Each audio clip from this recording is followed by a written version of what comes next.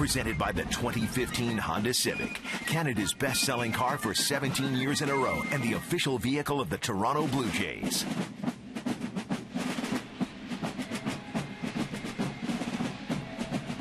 Happy 4th of July to all our friends here in the U.S. as we get set for Game 2 of a 3-game series here at Comerica Park, and David Price takes the field. This is the first Blue Jays and Tigers game to ever feature 2 starting pitchers that have both won Cy Young Awards previously in their careers. 15-2 is David Price. And this is a lineup that he will face here on this gorgeous Saturday. Jose Reyes will lead things off. Donaldson, Bautista, Encarnacion. But how about Danny Valencia? 12 for 17 lifetime against David Price. So it's not only Bautista in the lineup that has had success against the left-hander. And Devin Travis, since coming back from the DL, 5-game hit streak, 8 for 18, 4 runs scored for the former Tiger. And it's a lefty, David Price, on the hill, Tabby. First full season with the Tigers. He was acquired last year from Tampa Bay, right at the trade deadline.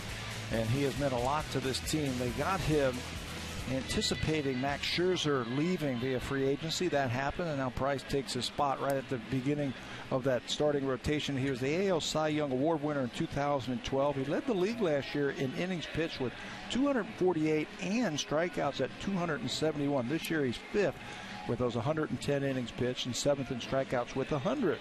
He's a 4-time All-Star. This is his 21st career start versus the Blue Jays. Behind Price, Cespedes, Ghosts in center, and J.D. Martinez in the infield. Castellanos, Wilson, Kinsler, and Avila takes over at first base for the injured Miguel Cabrera. Price and James McCain, the battery here. And that's Alex Avila over at first base. Miguel Cabrera, you mentioned the injury. 77 of 79 games this year, Cabrera started. And this is Avila's first start at first base. They're going to have to figure out what to do with that position. Off the end of the bat, and Price off of the mound fields it, tosses it over to Avila.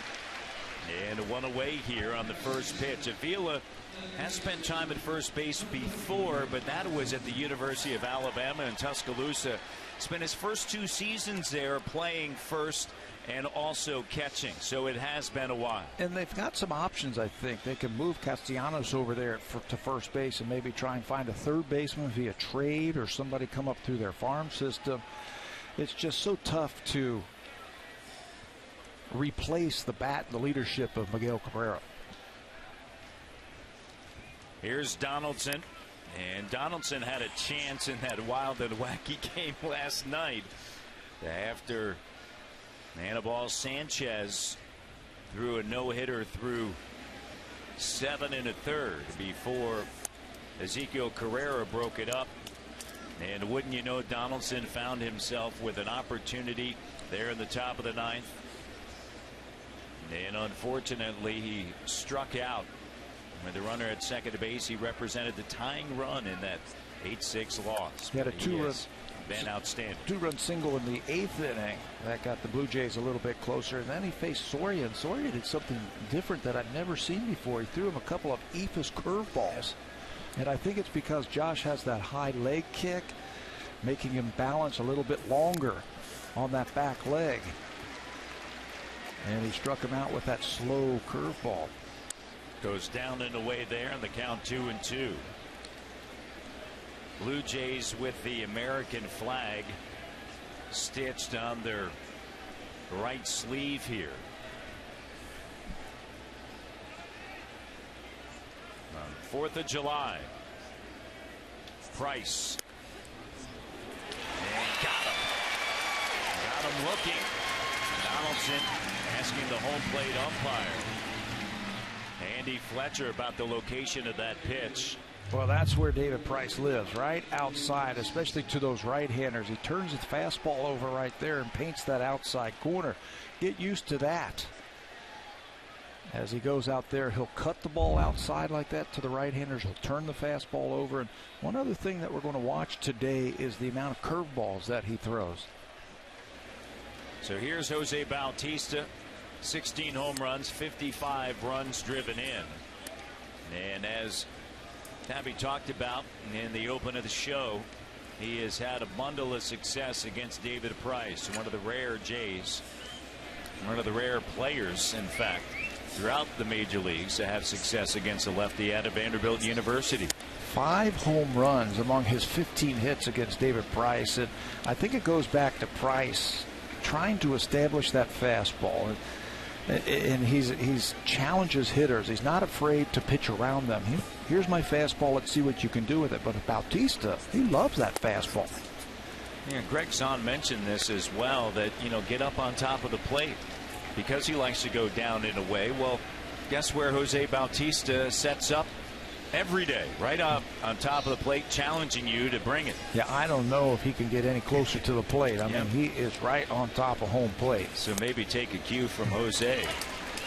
And there is a strike. Well, it certainly has worked for him. 3-1.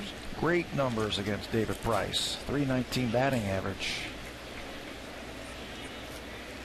Goes shaded toward the gap in left center. And here's Price. And it's a walk. He leads the AL in walks. Does Jose Bautista. Had 2 walks last night. Well, the numbers for David Price against the Blue Jays are outstanding. 15-2. 247 earned run average. The whip outstanding. The opponent's batting average. This is his 21st career start. 15 wins. He's won his last 6 games against the Blue Jays. His last loss to Toronto, you have to go all the way back to September of 2011 as the last time that the Blue Jays beat David Price. September 23rd. Blue Jays won that game 5-1. And a strike to Edwin Encarnacion. Price didn't pitch poorly in that game. Only gave up 2 earned runs. Worked 6 innings, 5 hits. Struck out 7 to walk just 2, but the Jays were able to come away with the victory, but so long ago. The shift on. The entire right side wide open. Avila holding on. Bautista, this one lifted high in the air. McCain gives chase, but it's going to be foul. Wind picking up and blowing in slightly.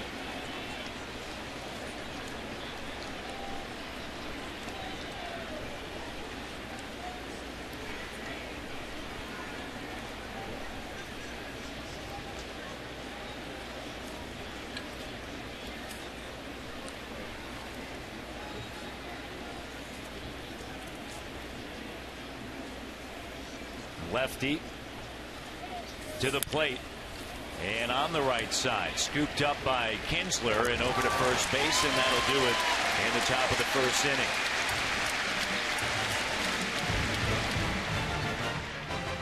Bautista stranded at first. We go to the bottom of the first.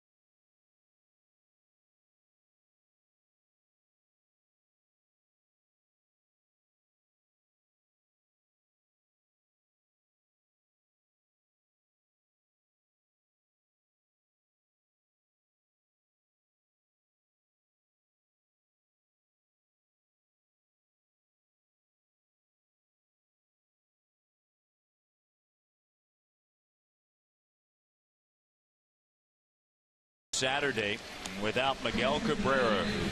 Strained his left calf at the bottom of the 4th inning last night. On the DL for the first time in his career. Expected to be out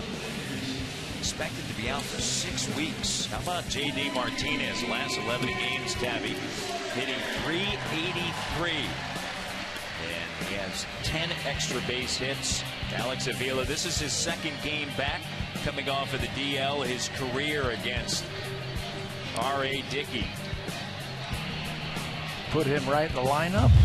It looks a little bit different without Miguel Cabrera in the middle of that lineup. R.A. Dickey gets ready for his 17th start of the season against the Tigers. He's 4-0 over his last 5 starts versus Detroit. He's perfect 3-0 here at Comerica Park. That covers 6 appearances, 3 starts. He's been pitching much better, but hasn't had a lot to show for it. He's lost his last 2 starts. 3 runs or less in his last 6 games, Matt. He's been pitching well. The Blue Jays just have not been able to get him runs to work with. Over the last 6 starts, he's 1-3. He's allowed just 14 earned runs over that time. That's right. He's pitched well, but he's just pitched well enough to lose. He's been matching up against some pretty good pitchers, and they have been pitching well against the Blue Jays. Just 23 runs of support over his last 6 starts. There are the numbers for R.A. over the season. 3-8 with a .485 earned run average. 0-5 on the road. Ahead in the count to Ian Kinsler, then Cespedes and Victor Martinez. If anyone gets on, J.D. Martinez. And that one floats inside, and he nails Kinsler. Kinsler will jog down to first base. 40-year-old knuckleballer R.A. Dickey hits Kinsler. And the reaction said it all from R.A. Pounds the ground after that hit batter. 0-2, he wanted to go away with that knuckleball, and it just floats up and in, and Kinsler tries to turn out of the way. He will take it, and he'll take his spot over at first base. Bottom half of inning number 1, and the leadoff hitter is aboard. Yoenis Cespedes, the left fielder. Colabello has to reach down to snare that toss from R.A. Dickey. You see the numbers this season for Cespedes. 289. Outfield straight away.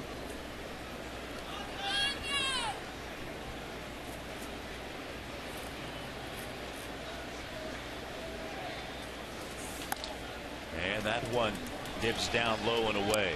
You know, I suspect without Miguel Cabrera's big bat in the middle of this lineup for the Detroit Tigers, you might see them try and steal more bases and use the running game to their advantage this afternoon against the knuckleballer. 54 stolen bases this year.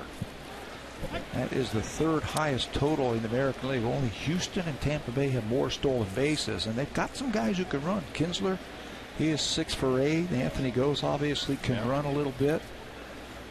They might use that to try and score runs instead of just sitting back and pounding like they have without Cabrera in the lineup. Dickey checks on Kinsler once again. Miguel Cabrera, as this one is laced into left field. Cespedes with a base hit. And he'll go to second with a double, and runners at second and third here in the bottom of the 1st. Well, they've got a very dangerous hitter in Cespedes hitting second. And after the hit batter, Cespedes, who can reach extra bases like he did in yesterday's game, a double, gets this knuckleball, low knuckleball, and he digs it out of the dirt and rifles it past Josh Donaldson. And it had so much steam that it went all the way to the wall, allowing Kinsler to get to third base. So the Tigers right away here in the 1st inning are threatening.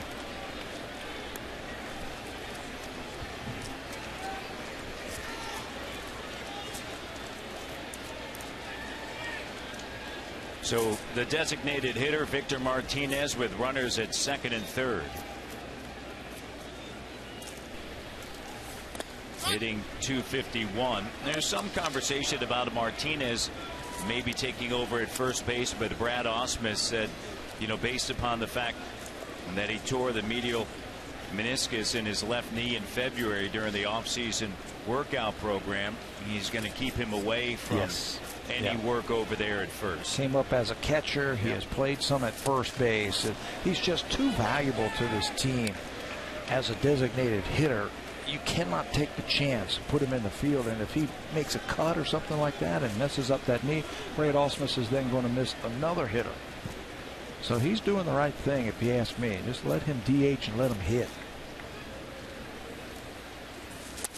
Swing and a miss there. As Brad Ausmus said, he said when Miggy says he can't play, it is serious, because Miggy plays through everything. Throughout his career, he has played through injuries. He has played the most games in the majors since 2004, 1,809. First time on the disabled list. He played through a torn groin a couple of years ago. He also had the fractured foot last year that he was able to play through. But this time now with the strain, there are the numbers since 2004. Miguel Cabrera out in front of everybody. 1,809 games. Well, that will halt for a while as he has to go on the disabled list, and the talk is 6 weeks. There's some tears in the fibers of that calf that's going to set him back for 6 weeks. Down and in, and the count now even 2-2. Nobody out here. Bottom of the first inning. Blue Jays begin the game tied for third in the AL East with Tampa. Yankees came away with a victory last night. 2 games back in the East with a record of 42-40. On the road, 16-22. Detroit, 1 game under 500 here at home, 6 games back in the Central.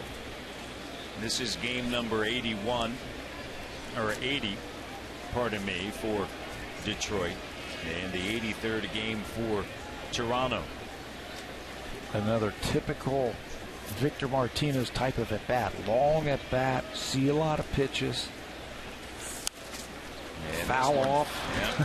Foul back. Well, remember, it was the 4th inning last night. You had Cabrera over at first base. Victor Martinez, 11 pitch at bat, and then he finally singled into right field. And Cabrera was off on that 3-2 pitch during this at bat when Cabrera pulled up with that left calf strain, a grade 3 left calf strain.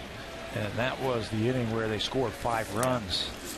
And it was his at bat. It was his at bat. A long at bat. And changed the complexion of that 4th inning. And unfortunately for Drew Hutchison, just couldn't manage that 4th. He's allowed 42 earned runs in 42 innings on the road, Drew Hutchison. Got to figure out the road. And Martinez stays alive once again. Just trying to make contact with the knuckleball hard enough. Trying to guide it and push it where you want to makes it even tougher. But Victor Martinez has been doing it for a long time. He's trying to hit the ball to the right side. Get that runner in, get the other runner over to third base. 2 runners in scoring position. And a line drive foul. Martinez, a veteran, is patiently getting out of the batter's box and now back in. Gotta have that patient approach. I don't know how he does it, how he's able to foul off those tough pitches time after time after time to keep the at bat alive. And another foul ball. That was the 11th pitch again of the at bat. So Dickey and Martinez battling here in the bottom of the first inning. Kinsler at a count of 0-2, down in the count, hit by a knuckleball. Then Cespedes with a double into left field. Runners at second and third here. Dickey to the plate and a ground ball that's going to score a run. Colabello will take it himself. And it moves Cespedes over to third, so an RBI, the 26th RBI of the season for Victor Martinez after all those pitches. A ground ball to the first baseman, Colabello. What a professional at bat and a productive at bat right there for Victor Martinez. He accomplished a couple different things. He got that run in from third base. Blue Jays have to play the infield back with him at the plate. And now got that runner over at third base with less than 2 outs, and that's going to force the Blue Jays to bring the infield in. I think John Gibbons feels like runs are going to be slight this afternoon. Hit high and deep to left center field and gone. J.D. Martinez on a torrid pace.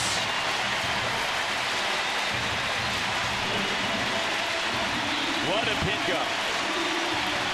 His 22nd home run this season. Had a couple of RBIs in last night's game. He was hitting in the 5th spot last night, and now Cabrera out of the lineup. They move him up to the cleanup spot, and that's exactly what he does. First pitch he gets from R.A. Dickey. He unloads to left field. 3-0. High knuckleball out over the plate, just tumbling to the strike zone, and J.D. Martinez with that classic uppercut home run swing hits number 22. Alex Avila. Watch this ball. You can see the side spin on it, and it's just not moving. It's just spinning up there over the middle of the plate. Not a lot of movement, and right at the top of the strike zone. Martinez, a dangerous bat, homers. Avila on the ground in shallow right field. Travis takes it. And there are 2 down now here in the bottom of inning number 1.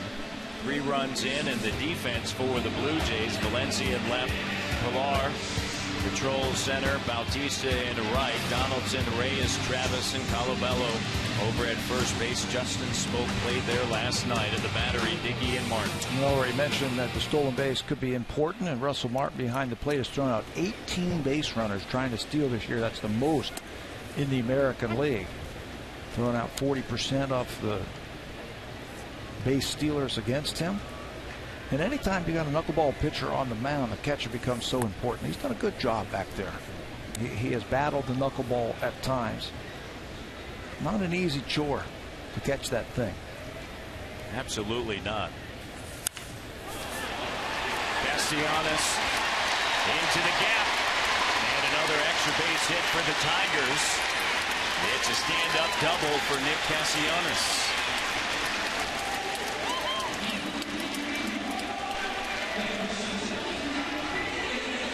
Well, the Blue Jays starting rotation that has been good at times over the last 12 has not been so good. You can see the earned run average, and that's just so tough to put all that pressure on your offense to come back when you're behind like that. Opponent's batting average just under 300. They've only averaged a shade over 5 innings per start. And the runners per 9 innings, 14. That's a lot of opportunities for the opposition to score runs. And it puts a lot of pressure on your offense to come back. James McCann, the catcher here on this Saturday. That offense is going to have to come through once again. Down 3-0 here in the bottom of inning number 1. Last night marked the first time that Toronto lost back-to-back games when scoring at least 6 runs in each game since August 7th through the 9th of 2013. McCann dumps this one into right field, and another run will score. McCann now going for third. The relay not in time as he slides into third base with a triple. Castellanos scores from second easily. And the catcher legs out a triple. Ball right down the line. Watch Jose Bautista as he goes to get this ball. Plants his foot. He slips and falls. Knocks the ball down, and that allows McCann to pick up an extra 90 feet. It looked like it was going to be a double all the way. Inside out swing. He just dumps it down the line. That will score a run. But then he sees that plate right in front of him. He sees that, he drops it. And it slips and falls, and he's going to leg it all the way to third base. And another extra base hit this inning for the Tigers. That's 4. The 8th batter to hit for the Tigers is Josh Wilson. And the road struggles continue. And this one sails up and in, and it hits the batter Wilson. And so McCann will have to head back to third. He was racing toward home, thinking it was quite possibly a wild pitch or a pass ball. Runners now at the corners, and Anthony Goes, a former Blue Jay, will make his way to the plate. Andy Fletcher, the home plate umpire, on top of that one right away, saying that that ball hit Wilson.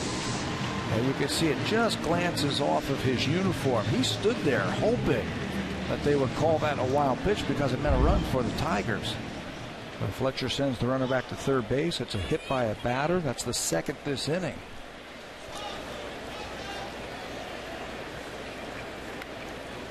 Ghosts 2 for 3 last night.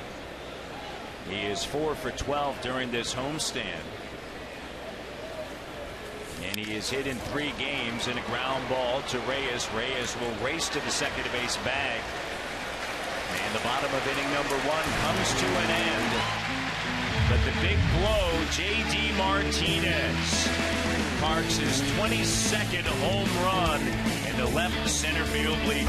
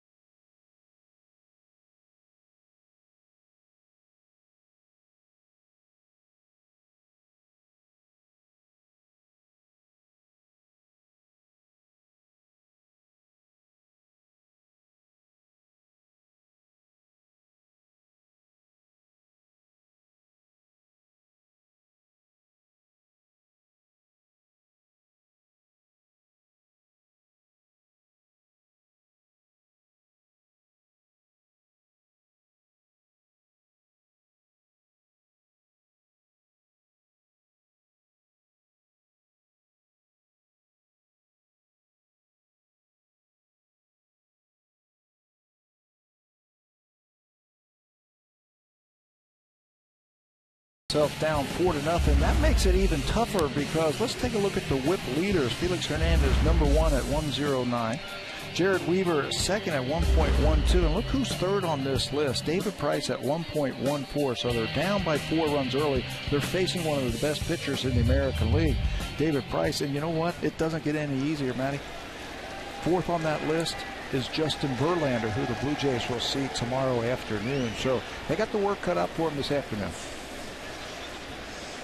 Whip leaders from 2009. Valencia has had a bundle of success against a tough lefty. What will he do here? The Jays need him in the top of the second, and there's a strike. 4 runs across in the bottom of inning number 1 for the Tigers. J.D. Martinez with a 3-run blast. And now Price has some room to work with here. He can be a little bit more aggressive if he wants to. He's always been known to throw a lot of fastballs. This year, 60% of the time, he'll use that fastball. Things have been a little bit different for Price over the last couple of starts. Spent some time this winter with one of his ex-teammates at Vanderbilt, Sonny Gray, who's got an outstanding curveball, and Gray showed him a grip on a curveball. He's been incorporating that just a little bit more over his last few starts, and it has helped him. Kinsler, Cespedes, Martinez, and Castellanos all scored in the bottom of the first. Martinez, in fact, a 2-run home run. And Valencia fouls this one straight back, 95-mile-per-hour fastball. 2-2 the count. 2 strikes. He will start to use that changeup a little bit more. He'll use the curveball just a little bit more. You can see the catcher McCann set up down and away once again. Fouls it off to the right side. A season ago, Price 2-0 with a 2.53 ERA and 3 starts against Toronto. Allowed just 6 runs in the 3 starts. Walked just 5, struck out 17 in 21 1/3 innings. So number 14 has the Jays number. Valencia waits, and he swings and misses, and 1 away here. Well, we mentioned the next 2 starters today, Price and then Verlander with that whip just outside the top 3. Well, it doesn't get any easier Monday when they travel to Chicago. Chris Sale is scheduled to pitch in that ball game, so you've got some Cy Young Award winners, guys with a lot of hardware in their careers the Blue Jays are going to be facing, so this offense is going to be tested over the next 3 days. And Verlander, though, started the season on the DL with a right tricep strain. His first start wasn't until June 13th.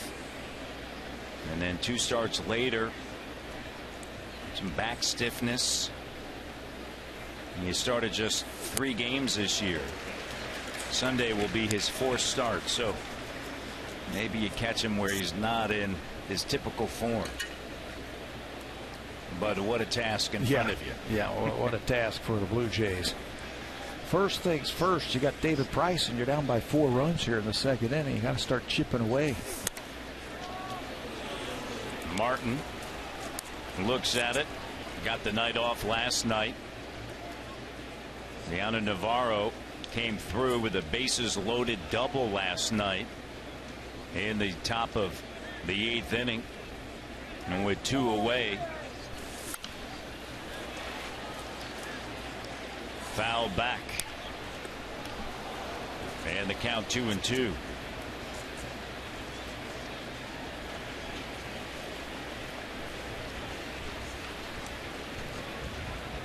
Long night for Russell Martin on Thursday night with the 8 pitchers. And Delabar struggling to find the zone. A lot of pitches in the dirt.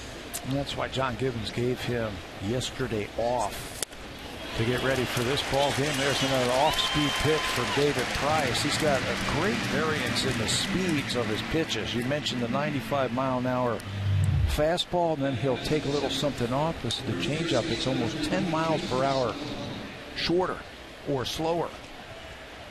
That can really throw off your timing. And when you've got him throwing that and where he's throwing it, he can be a tough customer. Absolutely.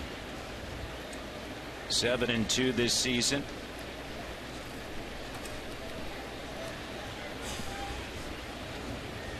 With a 2.62 ERA as Chris Colabello takes a strike. Here's the get me over curveball, the new wrinkle that David Price has started to put into his games. Throw it early in the count. You can use it as a finishing pitch or a get me over type of pitch. Off the end of the bat, through the middle, and a base hit with 2 away. Colabello back through the middle. And that's going to bring up Kevin Pillar with 2 outs here in the top of the 2nd. How about that? Chris Colabello finds a hole right back through the middle. He's all over that fastball. Against lefties this season, the Jays are 11-6, and they're leading the majors with a .309 average against southpaws. Detroit's actually ranked 2nd, hitting .275. Valencia, who struck out in the top half of this frame, hitting .377 against lefties. but unable to do anything against Price in his first at bat as Kevin Pillar takes a strike. That's why I think this road trip is so important for the Blue Jays. 10 games that'll take you right to the All-Star break. They're all on the road against pretty decent teams. Kansas City being a little bit better than that. But they're going to be facing a lot of left-handers. We saw Sale, we saw Price. We might get Quintana, Danks for Chicago. There's a lot of lefties. I believe I counted 5 lefties of the 10 games. That gives the Blue Jays a chance because we all know what they do against left-handers. They pounded them. Right-hand dominant lineup.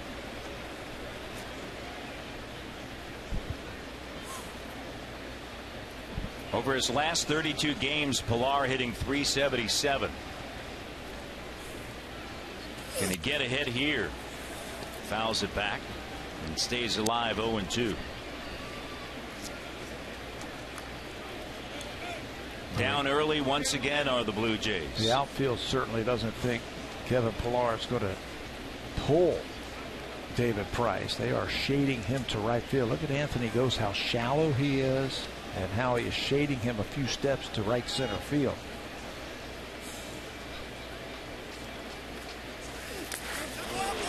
Swing and a miss. Down and in. Price strikes out the side. Colabello left at first base. We go to the bottom of the second.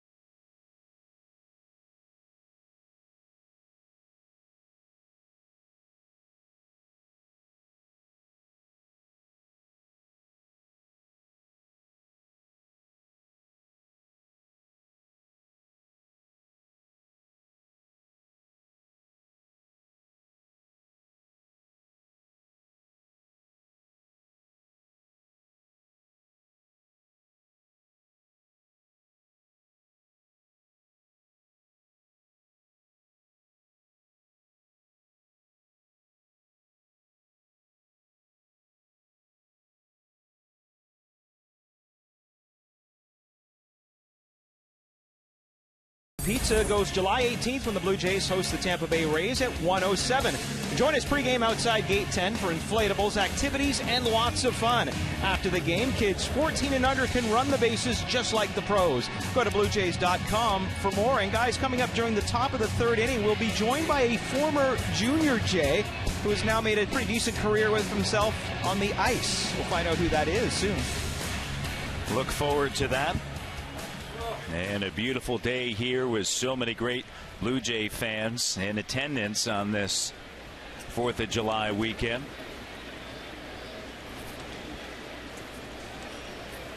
Back to the top of the order already, and Ian Kinsler lines this one foul.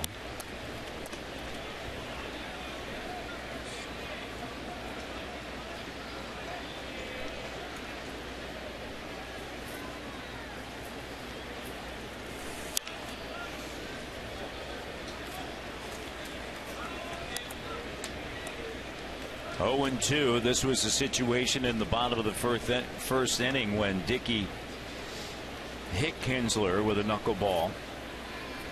And the frustration from Dickey as he pounded the mound. And then it was a double by Cespedes that put runners at second and third, and Victor Martinez with a lengthy at-bat and a ground out in the first run was plated. And then J.D. Martinez went deep. He knows how hard it is, especially against the Tigers, a good hitting team. If you don't get that first batter, it could lead to a long inning, and it did. Chop through the middle.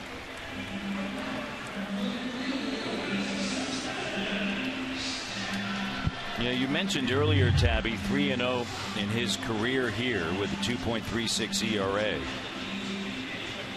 In his 3 wins, opponents hitting just 134 against him. He has pitched some good games here. He's just missed his spots a couple of times. I remember a game against Miguel Cabrera, tried to slip a fastball, first pitch by him, and he hit a home run, and that was it. Tigers couldn't do a whole lot more against Dickey in that game.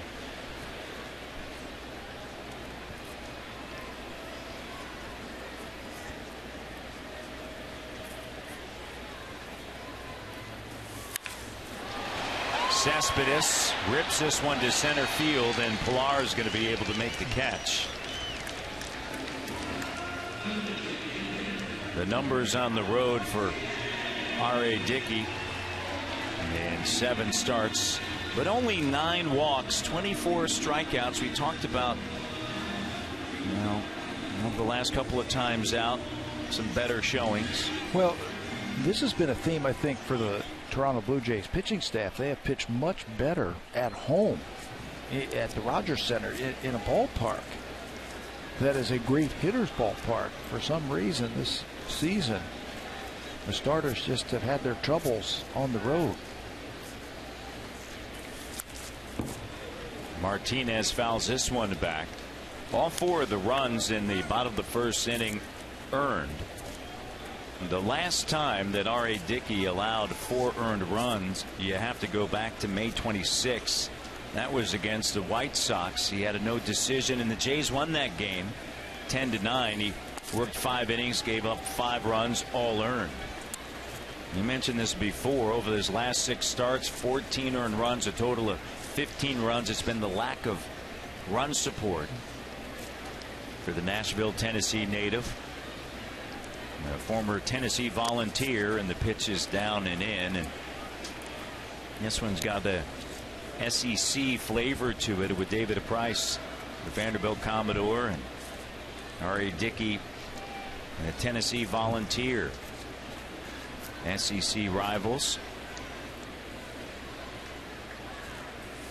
Kinsler with the lead over at first, and Martinez fouls it off. And some Cy Young Award winners going at each other, huh?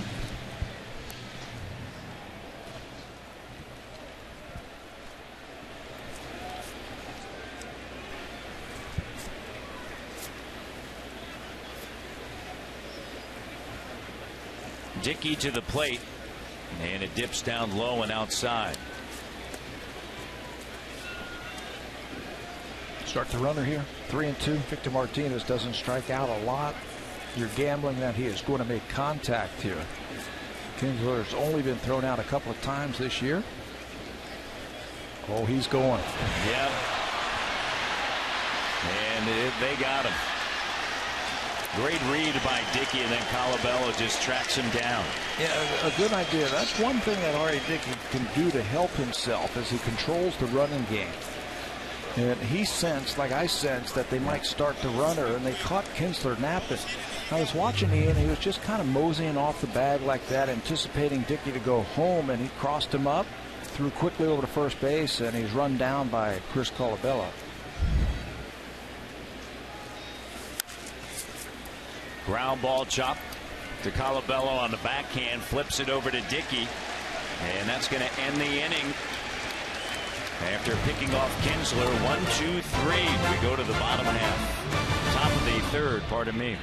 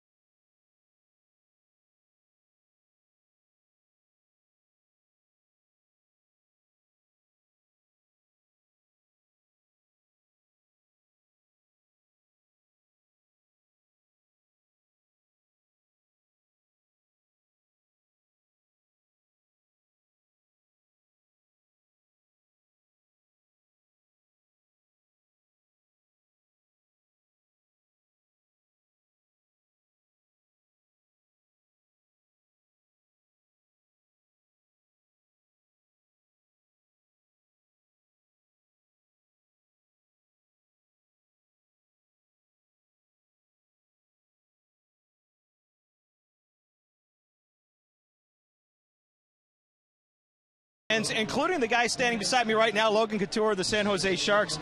You know, it's been tough to be a Blue Jays fan these last couple of days, Logan, but take us back. How long have you been cheering on this team? For as long as I can remember. I think I was 3 or 4 when they won the World Series, and my mom would always tell me stories that I had Blue Jays pajamas, and I'd stay up as late as I could watching them play. So I try and catch as many games as I can in the summer.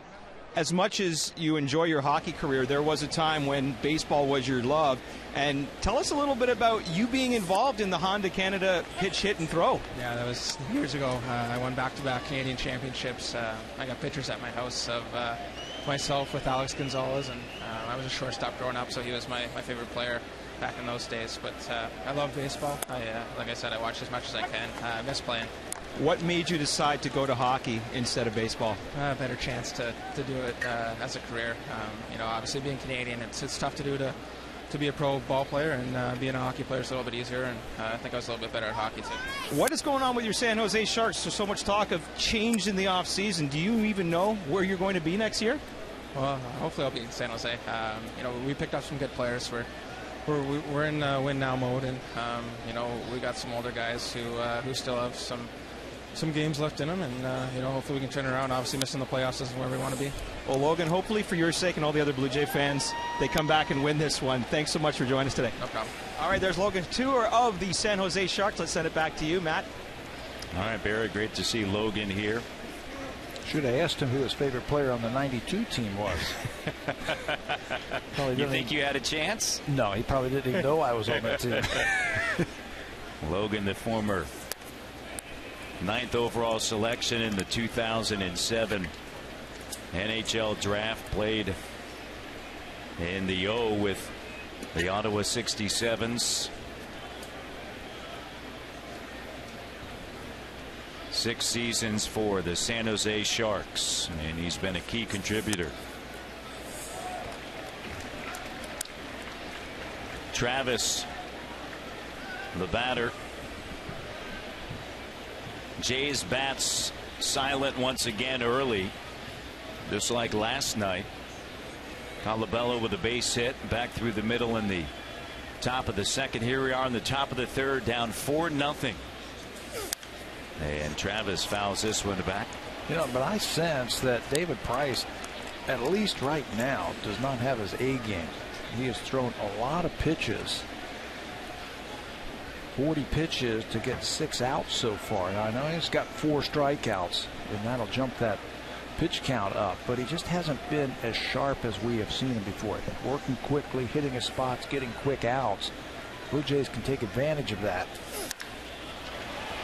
In the air, cruising back is Ghosts. Backpedaling, settling underneath it. And there's one away. Active pitchers against the Blue Jays that have sparkling records, and David Price right there at the top. That goes back to his days in the American League East when he was with Tampa Bay. You see Sabathia, Lester, 15 wins. Price has a chance this afternoon to break that tie as the most wins among active pitchers against the Blue Jays. Clay Buchholz, we just saw him this past week. Beat the Jays for the 13th time at Rogers Center. And James Shields with 12 wins in his time when he pitched for Tampa Bay. The thing about Price is he's going to go deep in the game. He's going to give you a lot of strikeouts. He's going to give you a chance to win. I think every single time he takes the mound, he's such a bulldog when he is out there.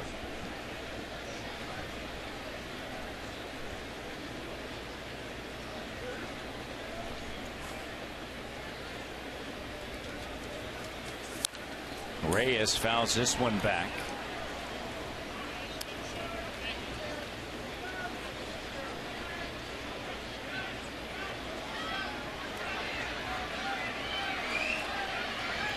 Reyes left the game last night. Ryan Goins came in, went 2 for 2. Back in the lineup here today, trying to get things started with 1 away. And no injury for Jose Reyes, just some time off in that game. They were getting no hit. It was 8-0. A time to give him a chance to get a couple of innings off his feet. Blue Jays made it a game, though, in the 8th inning. Gibby saying that no injury to Reyes.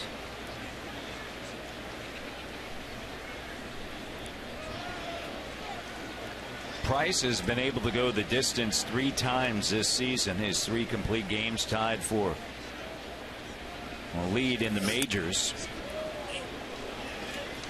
with Scherzer, Burley, and Keuchel.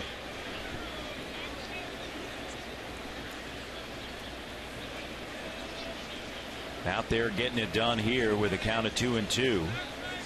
Agrees with the sign from McCann, and the pitch now to Reyes. Swung on and a line drive into the gap in left center field. Reyes rounds first, loses his helmet on his way to second, and it's a 1-out stand-up double. And does this get the offense going here in the top of the third with Josh Donaldson making his way to the plate?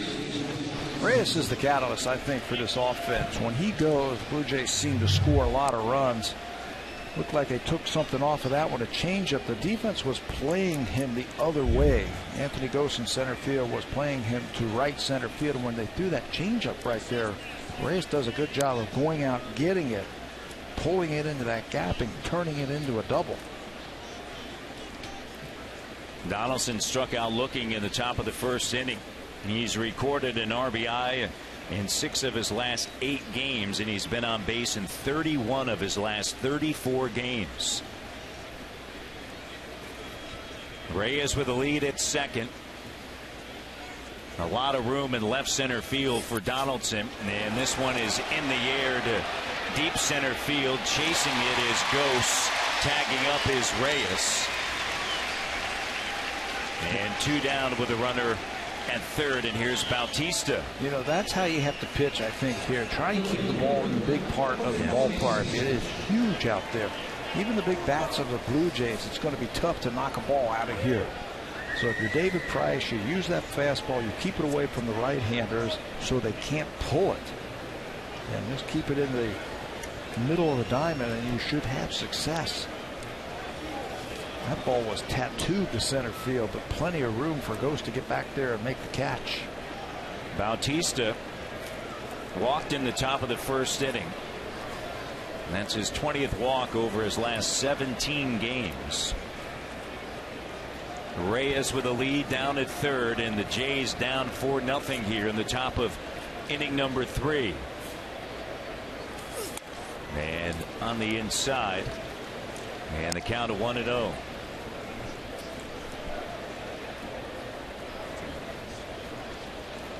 Bautista last night 0 for 2 and 2 walks and a run scored in the 8th. Playing them to pull in the outfield. And the 1-0 swung on, hit in the air, high and deep. Gose going back with all that room, and he's able to track it down, and as you said, pitch to the big part of the ballpark. Donaldson rips it to center, and then Bautista hits it 410, but it's an out.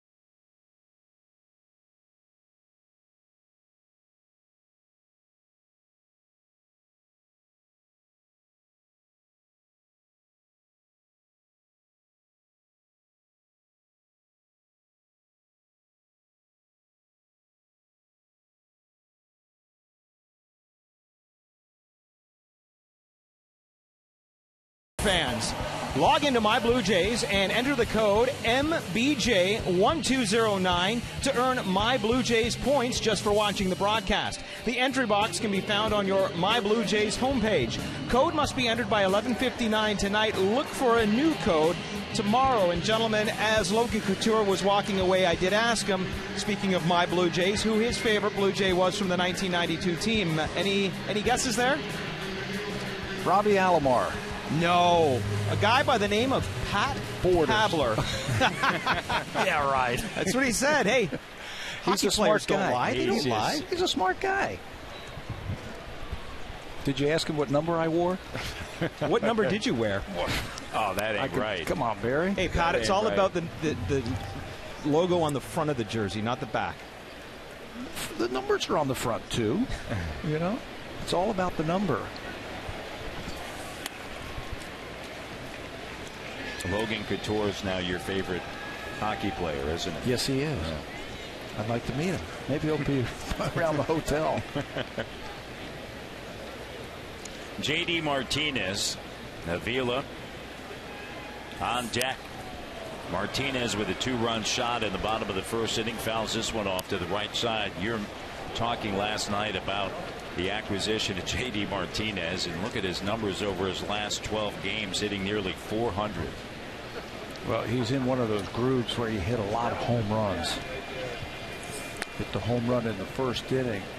8 home runs in 9 games coming into last night's ball game, and he's kept it up this afternoon with his 22nd home run.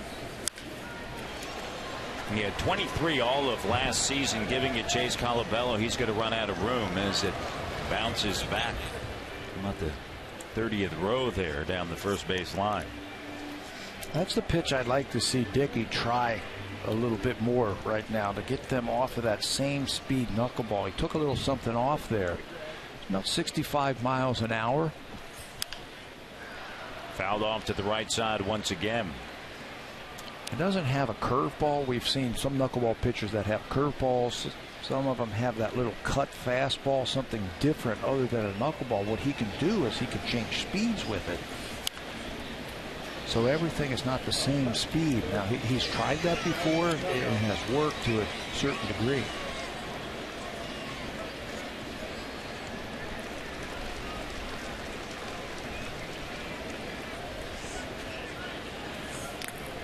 And the dirt gets away from Martin. And the count now runs full.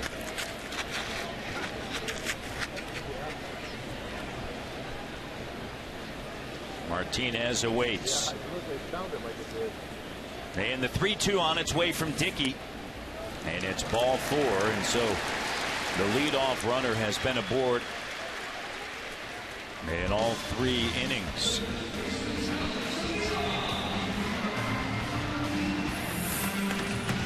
Swing for the fences and save during the DIY Expert Sale. Only at Home Building Center and Home Hardware Building Center.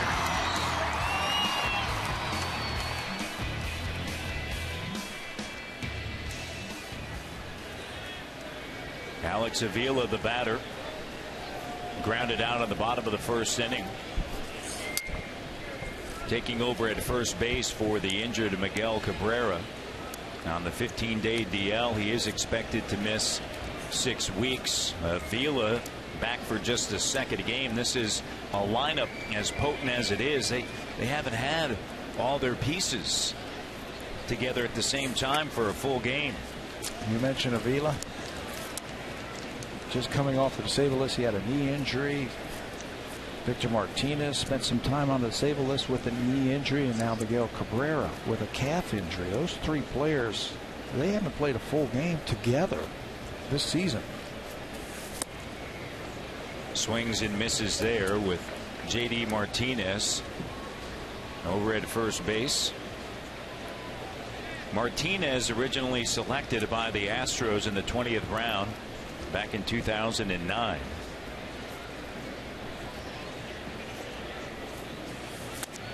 And a swing and a miss. His second season with the Tigers after 3 in Houston. Since coming over to the Tigers, 45 home runs in his first 3 seasons with the Astros. Now granted, that's a big ballpark too, especially in center field, but a total of 24 home runs. Good hitter's park for a right-handed hitter. This is a much tougher place, I think, to hit a home run. Avila able to drill this one into left center field. J.D. Martinez on his way to third, and runners at the corners here in the bottom of the third. And the Tigers are in business once again. Tell you, the starters have made it really tough on the relievers the last couple times through here. 2 1/3 for Marco Estrada. We didn't get anything from Matt Boyd the other day, and now R.A. Dickey's having his troubles. John Gibbons, you know, he's got a decision to make as this ball floats away. 3-2 pitch. Took a little something off of that one. Got a decision to make. You'd hate to have to go to your bullpen again early again today. There's 4 after plus. Doing it on Thursday and then last night as well. Yeah, Hutch was just 4 2/3 innings. He had to go to his bullpen with some fresh arms. So Gibby, I think this afternoon he's going to have to push his starter to go as deep as he can. Castellanos, the batter, he doubled the back at the bottom of the first and later scored on a triple off of the bat of McCann. Ground ball hit sharply. Donaldson comes to the plate, and the runner will be out there. Runners at first and second. Donaldson fires it to Martin, who applies a tag on J.D. Martinez for the force out. Yeah, a heads-up play right there. You're taught first and third, any ground ball, you're going to go home so you can stay out of the double play. Heads-up play by Donaldson, recognizing that, you know what, I'd rather get the run at the plate here. We're already down 4-0. Instead of taking 2 outs, let's get the run at the plate. So the put out 5-3. Fielder's choice puts Castellanos on first base.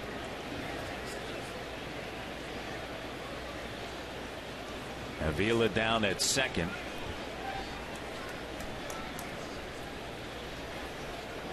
McCann awaits, and a swing and a miss. You know what that does also, Matty, is you get that runner at the plate and you get the double play. You keep it in order right here. R.A. Dickey can get out of this inning with a ground ball. Yeah, you've got a player at the plate, the catcher, who doesn't run well. You get that ball on the ground, and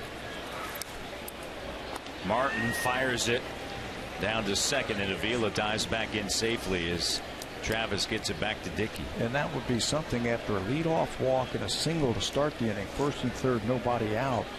So a heads-up play by Donaldson, get the runner. You get a ground ball here, and R.A. can throw up a 0. Ground ball, twisting foul, and scooped up by Donaldson.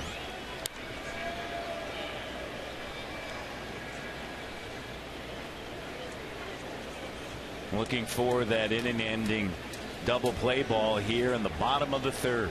Blue Jays have done a better job of that this year. They've turned 66 double plays this year. I think Devin Travis and Ryan Goins have a lot to do with that, making the pivot at second base. McCann had to fill in when Avila was on the DL and did a solid job. And he's going to see more playing time now with Cabrera out and Avila playing first base. 8 for his last 15 with 2 home runs, including that triple back in the first inning. This guy can catch. He is an outstanding receiver. They had a decision to make yesterday. Which one of their young catchers do they send down? They send down Brian Holiday. McCann fouls it off to the right side. And he's thrown out 48% of would-be base stealers. That's second in the AL. Receives the ball well. Calls a pretty good game for a young player. 1 out here in the third. Runners at first and second. And the pitch down low. Here in the third, 67 pitches for the knuckleballer R.A. Dickey. Just trying to keep it right at 4 and hoping the bats come alive. And this one just fouled down the third base line out of the reach of Donaldson. Count full once again. A lot of those this afternoon. A lot of 3-2 counts, a lot of 3-ball counts against the Tigers. They are making him work. Third inning, you mentioned it. 68 pitches already in just the third inning.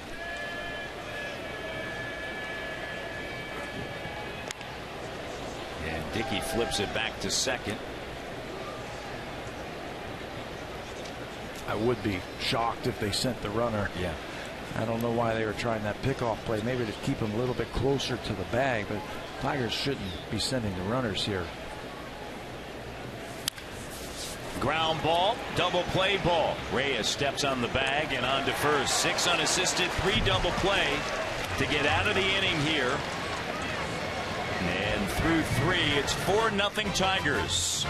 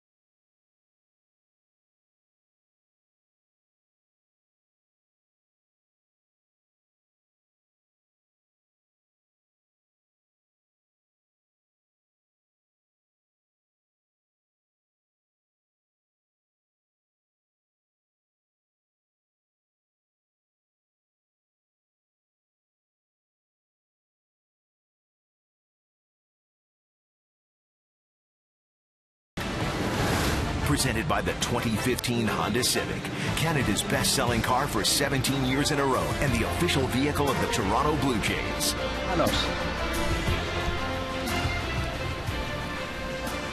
Old Tiger Stadium. When you think of that right field, they're kind of just hanging over, and Darrell Evans, number 41, standing right on top of the plate. And great hitter's ballpark. Great hitter's ballpark. And you're right, that right field overhang actually hung over the field. You would go out there for batting practice and you would sit on the warning track and try to catch fly balls, and you could reach up and ready to catch it, and it would land in that top drawer there, the upper deck. Dead pull hitter there. That's why the Tigers, they would like fill up their lineup with those left-handed hitters. Get right on top of the plate. Lou Whitaker. Sweet Lou.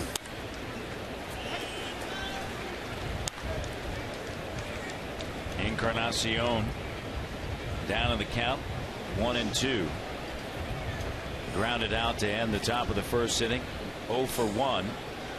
And Price with 4 runs in his back pocket, and this one fouled off. Top half of the 4th inning here. Jays in the 3rd with a double off the bat of Reyes and just 1 out. An opportunity, but Donaldson shot one to center field, and Ghost caught up with it, and Bautista gave one a ride to end the 3rd. That's a home run at Rogers Center. Yeah. That ball that Jose hit the dead center. Off to the right side and foul for Encarnacion. Here it's just a long out to center field, and that's what the Tigers have had over the year. Tiger Stadium was the same way. I think it was 440 to center field at Tiger Stadium. It's 420 here. They've always had very fast center fielders to cover all the ground in their home ballparks for years. Wanted to go out and get ghosts. Encarnacion, and this one into left field for a base hit. So a leadoff batter is aboard for the first time for the Blue Jays, and that's going to bring up Valencia. Sounded like he might have broke his bat on that ball. Fooled just a little bit by David Price. Again, Price does not look as sharp as we have seen him in the past, so the Blue Jays have a chance, I think. Just stay close right now and chip away at him. Last time out on June 28th against the White Sox, a no decision. He gave up 4 runs, 6 hits. And he has walked only 2 batters, and that includes Bautista in his last 5 starts. So he has been around the plate as Valencia looks at it.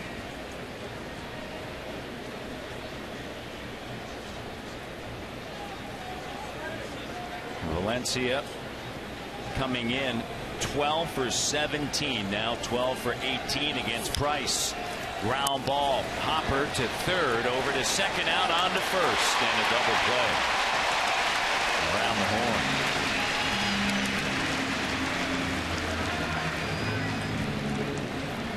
Pitcher's best friend right there, the double play ball. The Tigers had to do it the long way from third to second to first base. They now have turned 76 double plays.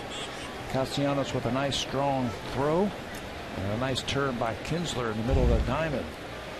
I think that's the biggest improvement that we have seen from the Tigers from last year to this year. Their inner defense has been so much better.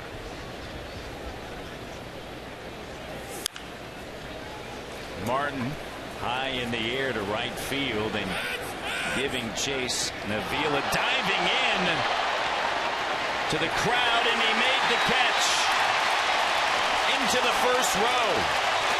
Avila making the grab.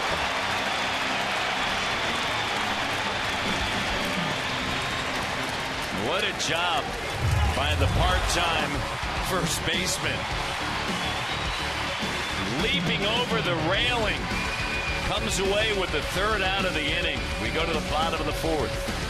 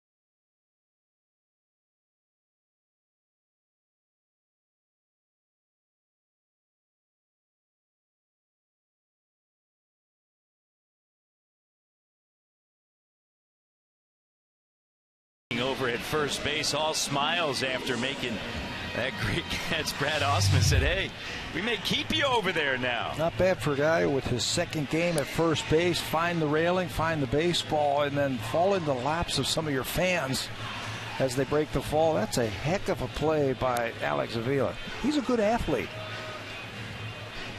Get over there, keep your eye on that baseball.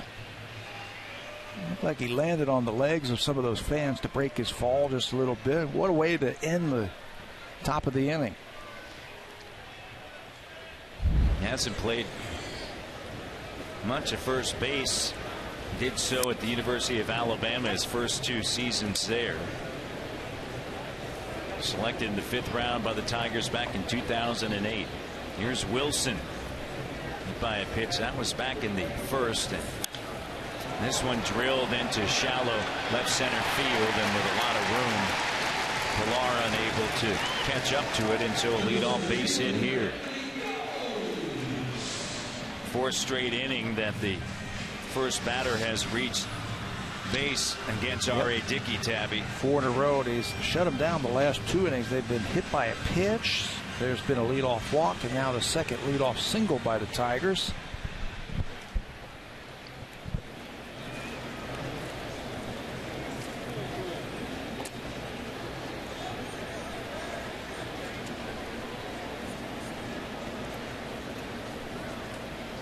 Donaldson in on the grass at 3rd.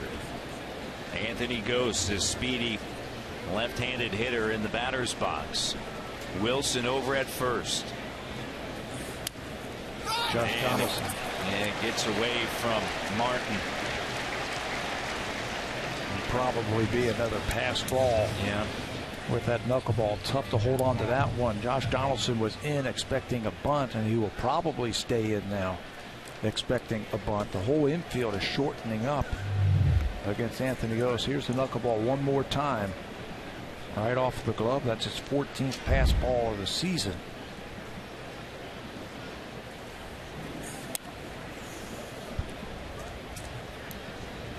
Two 2-0 now the count to Ghost.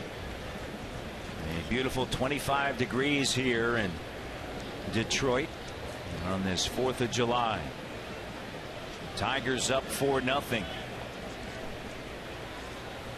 Wilson at 2nd, and a swing and a miss by Ghost. It's 2-1 now.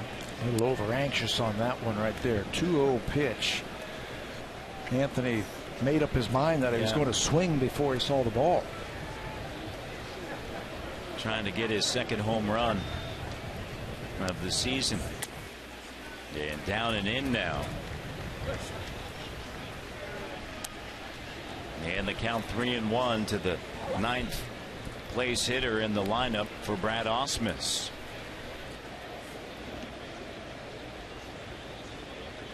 Tigers 6th game back in the AL Central at the start of the day, trying to make up some ground against the Jays here on this Saturday. And there's a strike, and they'll be without Miguel Cabrera, first time on the DL in his career. Most games played in the majors since 2004. Fisted right back towards us. What do you think they'll do? You think they'll trade for a first baseman, or try to trade for a third baseman and move Castellanos over there? You know, the interesting thing, and you know this, all the conversation going into last night is Ghost lines a base hit through the right side, and Wilson's going to be held up at 3rd, and runners now at the corners here with nobody on the bottom of the 4th inning.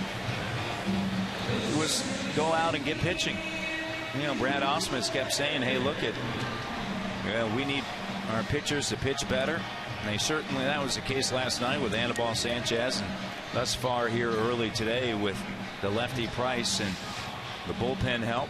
They have traded a lot of prospects over the last few years in an effort to go for it, if you will, for the Tigers. Drew Smiley was part of a trade package last year to get David Price and Austin Jackson, a kid by the name of Jake Thompson. A lot of prospects have been traded, so they might be hamstrung when it comes to being able to do something.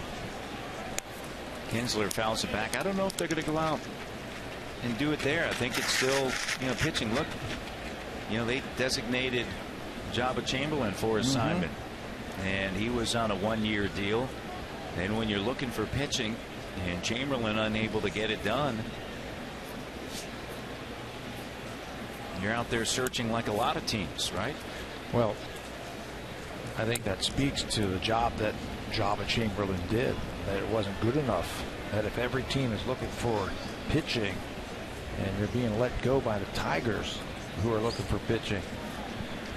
Dave Dombrowski certainly feels like there's somebody else out there that he can get to help him.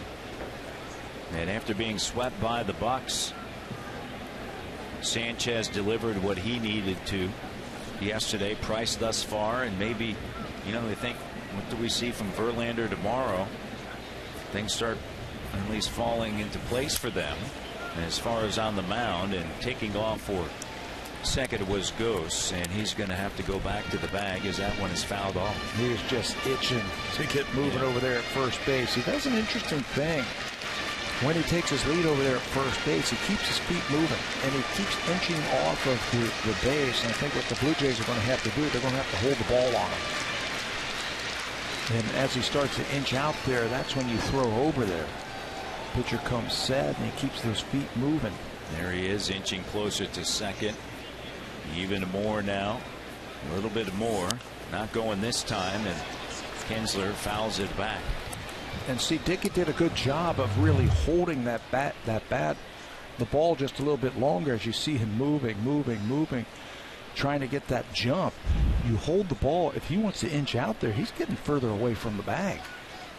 Then you can snap throw over there, maybe get a pickoff.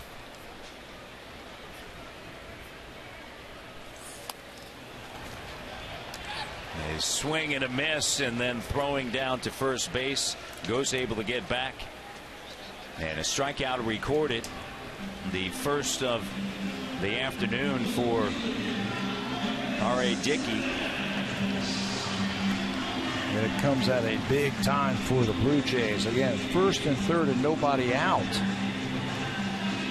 Got that double play ball to end the third. Can he get one here? Cespedes with a double back in the bottom of the first, and flew out to center in the second. He's 1 for 2 here on the afternoon. Pitched out of a first and third, nobody out last inning.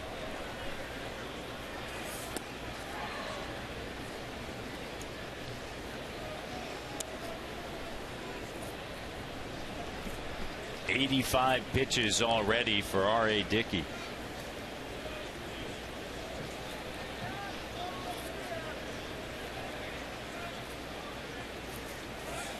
And the runner is off, and Martin struggling with it, fires to home. Dickey covering the plate, and the runner is out. Great job by Russell Martin as he was able to track that one down.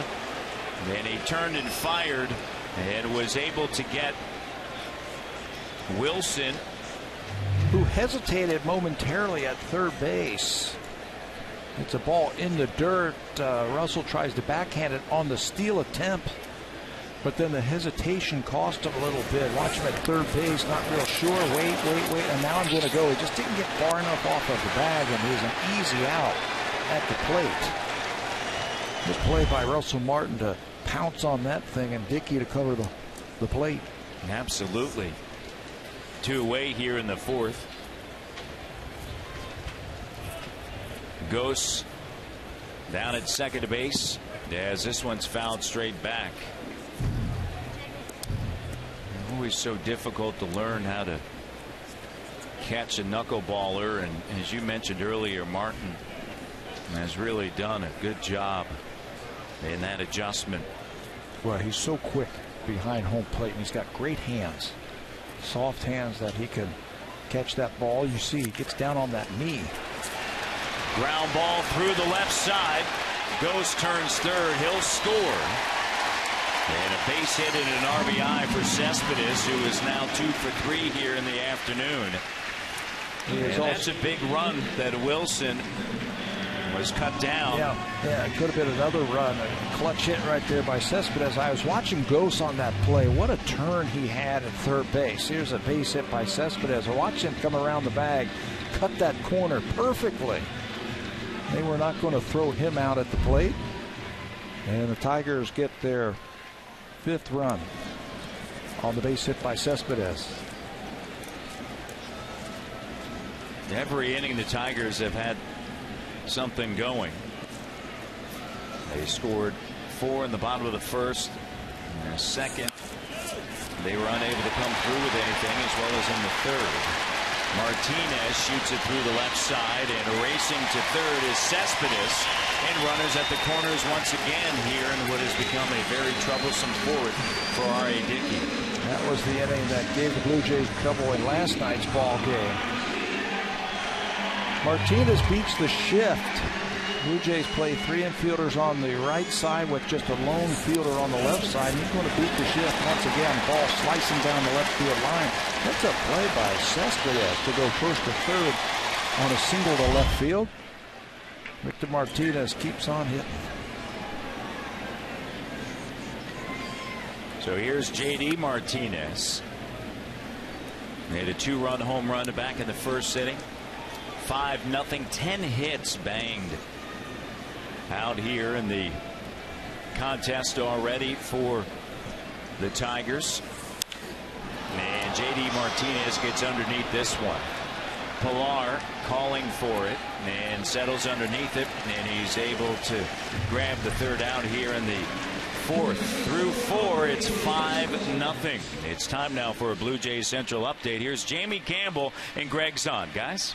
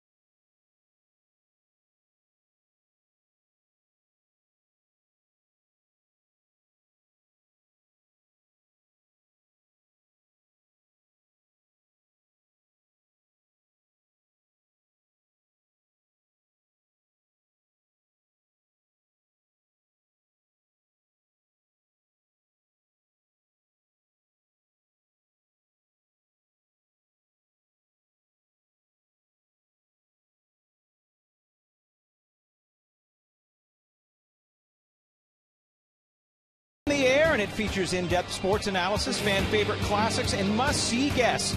Catch them weeknights right here on Sportsnet or connect 24/7 online at Tim and Sid. Great start to the show for Tim and Sid this week, guys.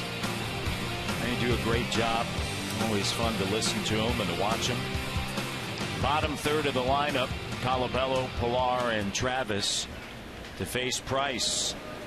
And all the Blue Jay fans here want to see the Jays here in the top of the fifth get back in this one, and there's a strike to Colabello, and a single back in the second inning.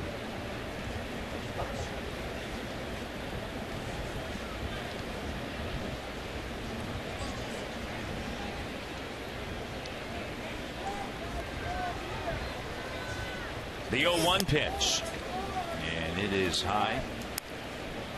You mentioned that, Price, it doesn't look like he's got his best stuff today, but I'll tell you what, he is working through it for sure. Yeah, he's trying to figure out a way to get through this against the Blue Jays. He too is throwing a lot of pitches for Price.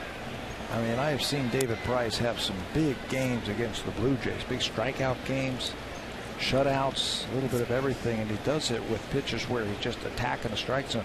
This afternoon, he just hasn't been able to do that. He's tried to keep the ball on the edges, and I think that's costing him pitches. Long at bats by the Blue Jays. The 2-1 fouled off to the right side.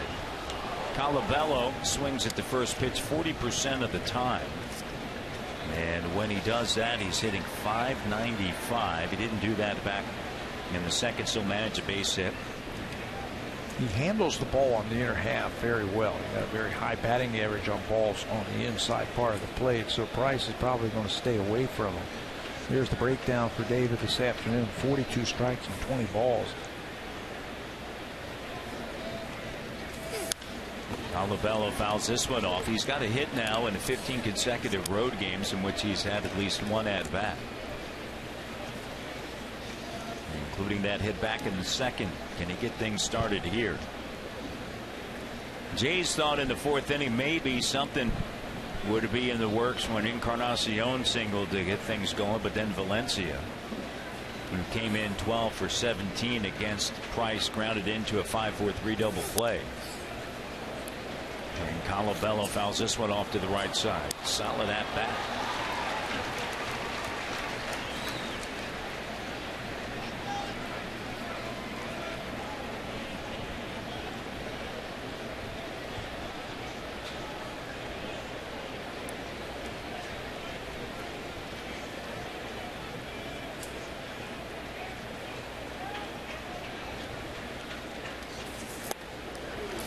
Swing and a miss.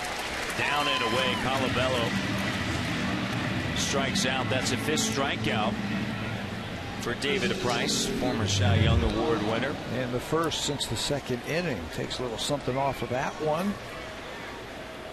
Just change it up just a little bit. And he's got Chris Colabello out front a little bit. That was another long extended at bat by the Blue Jays. They're not making things easy for Price. In the game plan, I think if you can make him throw a lot of pitches and get him out of the game before they bring in their closer, take advantage of it. They certainly did it in last night's game in the 8th inning. Sanchez pitched into the 8th inning. He was outstanding, but they beat up on the middle relief of the Detroit Tigers before Soria came in and calmed things down. That looks like the game plan this afternoon. Let's make David Price throw a lot of pitches. Hopefully we can get him out by the 7th inning, 6th, 7th inning, and then take advantage of the bullpen. The 2-0 and a big swing and out off the home plate umpire. Walking away, he was hit. Boy, that thing got him flush.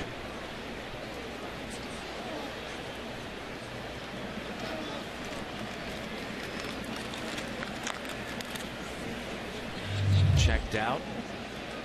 Here it is. Yep, right in the chest. A big hack by Pilar, and the home plate umpire, Andy Fletcher, still being attended to. And you see the entire crew there: Paul Emmel, Jordan Baker, and Jerry Mills, the crew chief who had home plate last night. You know, I'm not sure how far the chest protector goes down for the umpires because it's underneath their uniform right there, but that one looked like it might have got him right in the breadbasket, right there in the stomach. And you could see it got him good. Yeah, David Price over to check on Andy Fletcher, and Pilar over that way as well. Still taking some time, making sure that he's okay.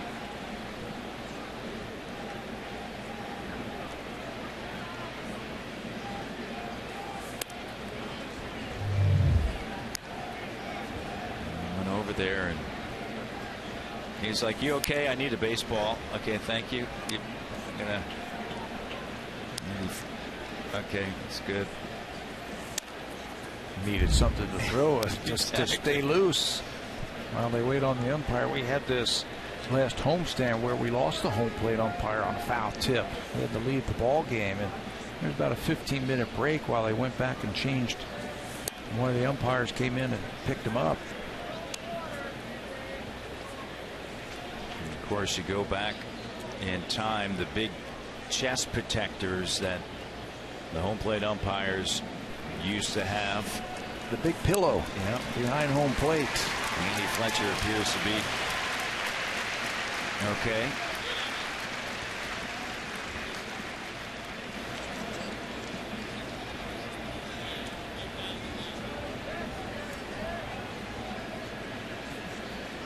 tough duty back there. Boy, way to shake it off, Andy. I mean, he got hit square. No ricochet off the catcher. That thing came right off the bat of Kevin Pillar and hit him right in the stomach area. Count 2-1 to the right-handed hitter. Batting .377 since May 27th. This one drilled to deep left field. Going back, it is gone. Home run number 7 for Kevin Pillar. And the wait was worth it. And the Jays are on the board here in the top of the 5th inning.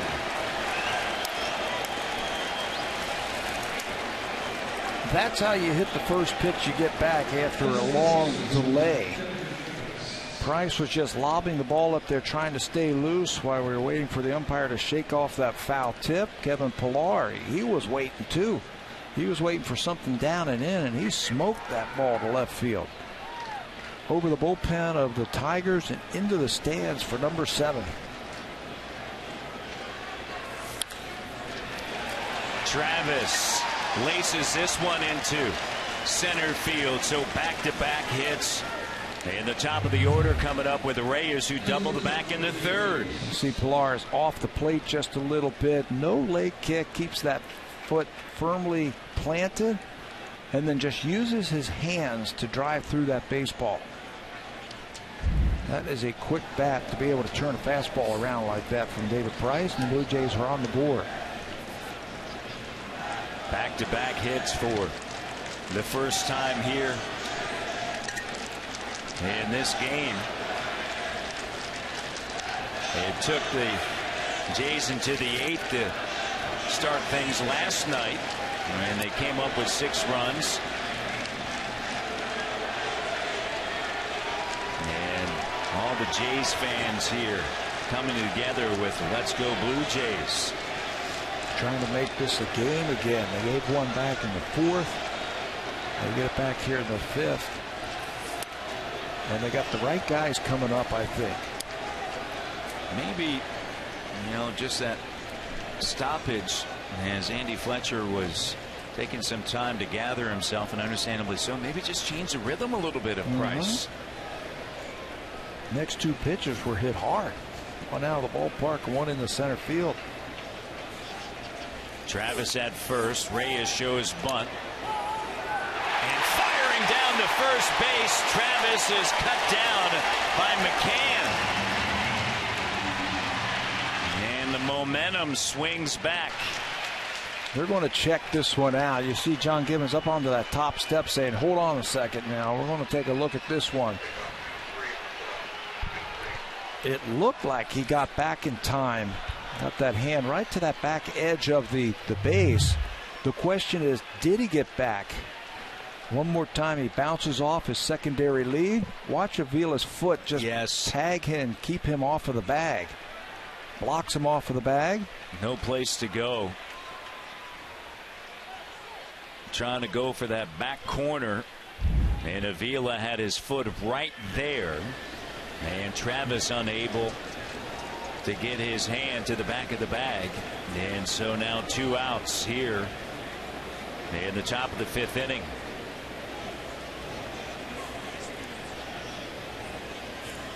Reyes.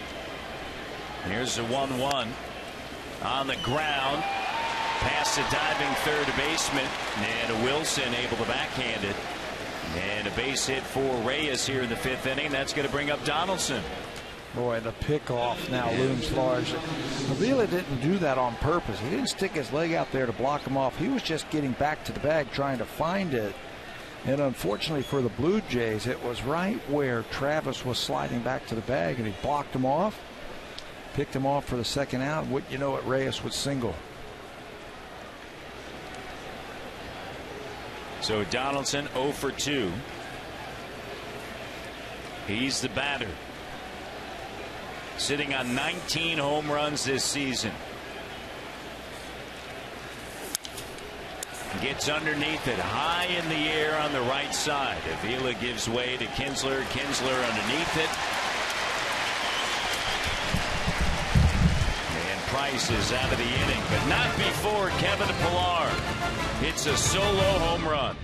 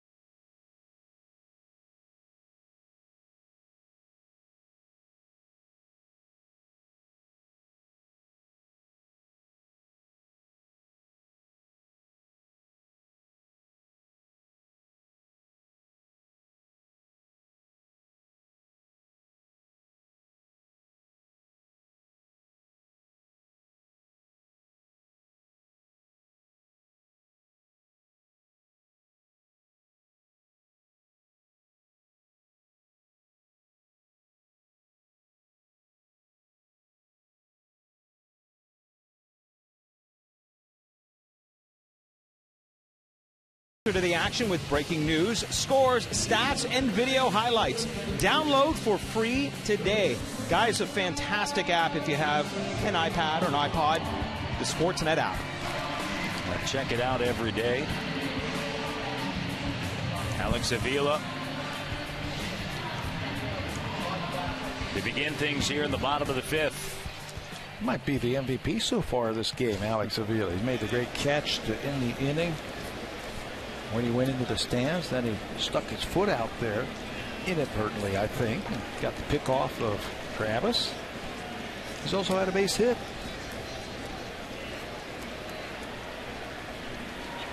Went on the DL May 9th, second game back.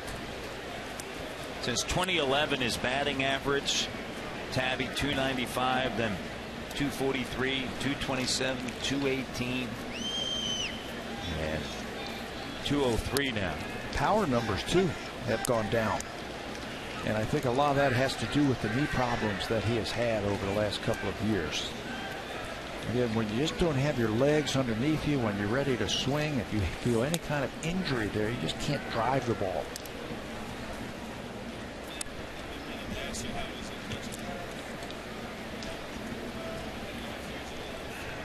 Outfield straight away, 5-1. Pillar with a solo home run in the fifth, in the top half of the inning. And Avila fouls it off.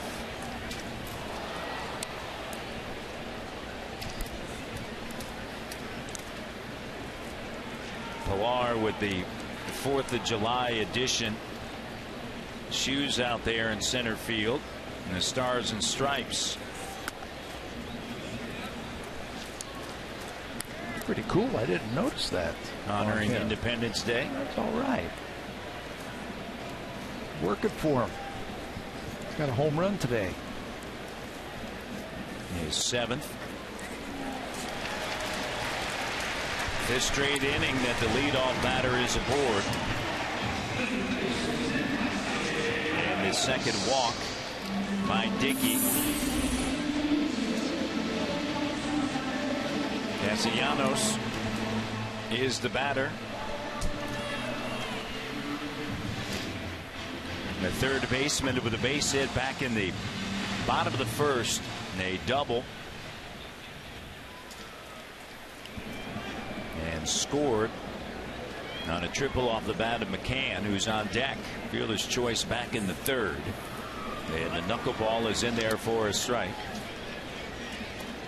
Ryan Tepera, we saw him last night work, and he's up at the bullpen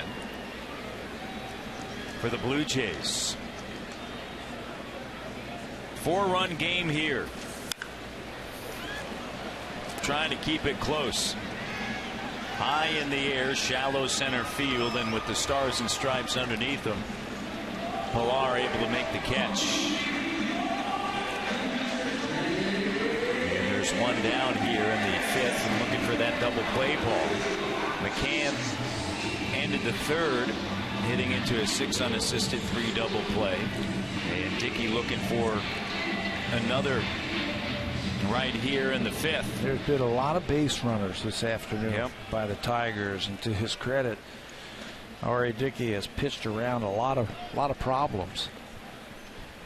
Tigers already have 10 hits. Hot shot to 3rd. Donaldson on to 2nd, out. The double play. How about Josh Donaldson? Flashing the leather there. And that ends the bottom of the 5th through 5. 5-1 Tigers.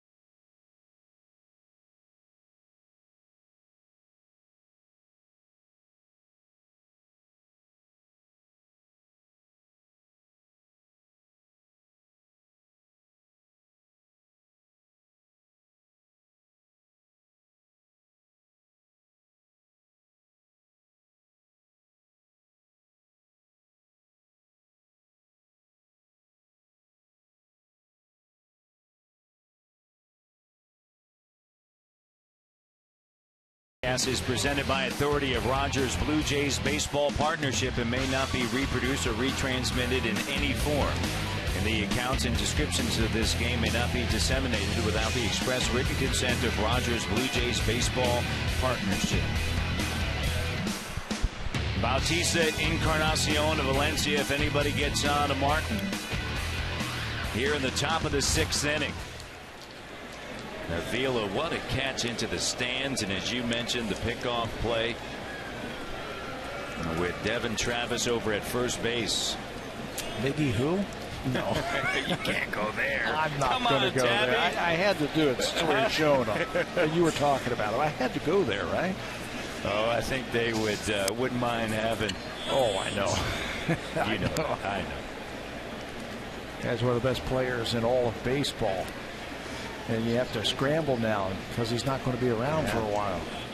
15-day DL, amazing. Played through so many injuries throughout his career. He had a fractured foot last year and played through it. I remember seeing him at Rogers Center a couple of years ago when he had the pulled groin or torn groin or the abdomen strain, the problem that he had there. But he still played, and he was playing third base then. For baseball players, all the twisting and turning that you do and the problems that he had down there, yeah, he lost his power, didn't hit as many home runs, but man, he was out there and he was dangerous still. This is the confrontation that we were talking about right here. As these two go at each other, Jose has had 5 home runs in his career against David Price. Down low and away, and the count now 2-2. Looked like he might have had number 6 his last time up. He hammered that ball to center field. A lot of room out there, 420 to dead center field.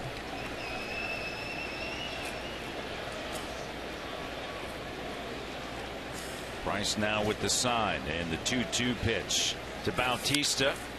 Hammered right past the third baseman and deep into the corner plate off of the wall. And a double here to begin things in the top of the 6th inning. Time now for an update. Here's Jamie Campbell. Jamie.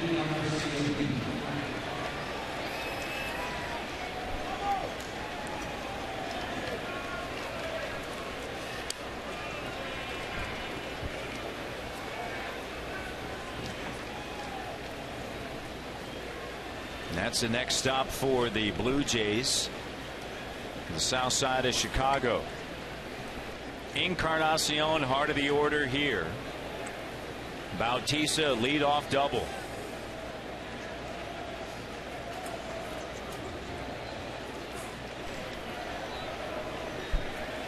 Bautista with a lead. And a big swing by Encarnacion. Comes up empty. You want to play third base when Bautista and Encarnacion are coming to play against a left-hander? I know I wouldn't. Castellanos, this is why they call it the hot corner. Yeah. Wow, the ball's right by him on a wicked hop, a wicked liner. And another hard hit. Ball right to the third baseman, but able to handle it. He's about 2 steps away from the line, way back at the bag at third. You have to play deep against those guys because the ball gets on you so quickly. And remember, David Price throws a lot of fastballs and he keeps it down, so you've got to play deep. Castellanos that time I thought did a good thing. He played the ball off to the side where you can track the ball just a little bit better. You can free your arm up. You can handle that ball with one hand a little bit better than if you try to play that ball in front of you. 4-run deficit for the Blue Jays. And one away with the Bautista with a leadoff double. He's back at second base. Valencia looking for a hit here. And a first pitch strike.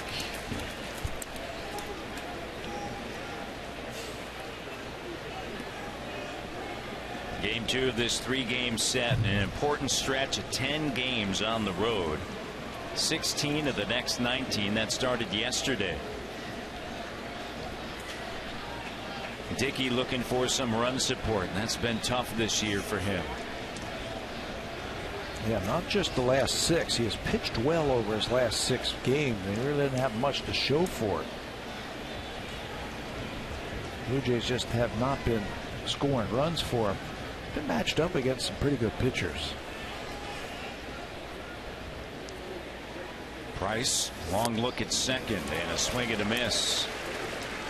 Valencia, 4 of his last 8 hits have been home runs, and wouldn't that be nice right about now? Runners in scoring position this season, hitting above 300, has 18 RBIs. In that situation, has one waiting for him there at second. Bautista takes a lead once again. Plays Valencia toward the gap in left center field. Playing him to pull, and he fouls it back. Some of the pitchers that R.A. Dickey has faced in his last few starts, he got Bartolo Colon, he got Chris Archer, Clay Buchholz. Now he gets David Price this afternoon. I mean, it's almost like you have to be perfect. Yep. When you're facing guys like that, you just can't give up any runs. I was talking to John Gibbons about that yesterday with R.A. Dickey, and he just said, look at the guys he's going up against. Those shutdown guys. Shutdown, right? Yeah. Even with the great offense that the Blue Jays have had, you're going to have trouble scoring against them. They're putting up a battle this afternoon against David Price. And they have 7 hits. It's just stringing things together, and just when you think they're starting to chip away a little bit, Travis, it's picked off back at first. Reyes then got that base hit before Donaldson popped out to Kinsler, but a leadoff double here. There's one away. Valencia staying alive up there. Down in the count. Price trying to put him away. And the 0-2 in the dirt. McCann blocking it.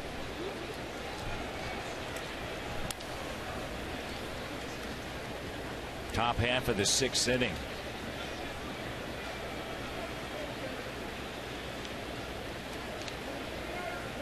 Jays had to wait till the 8th last night. Can they get something started here a little bit earlier? Price 87 pitches. He's worked 5 1/3. Lefty comes set at the belt, and this one hit in the air to center field, and there's Ghost as he was coming in on the ball. 2 away here in the 6th. The 2015 Honda Civic is Canada's best-selling car for 17 years in a row and the official vehicle of the Toronto Blue Jays.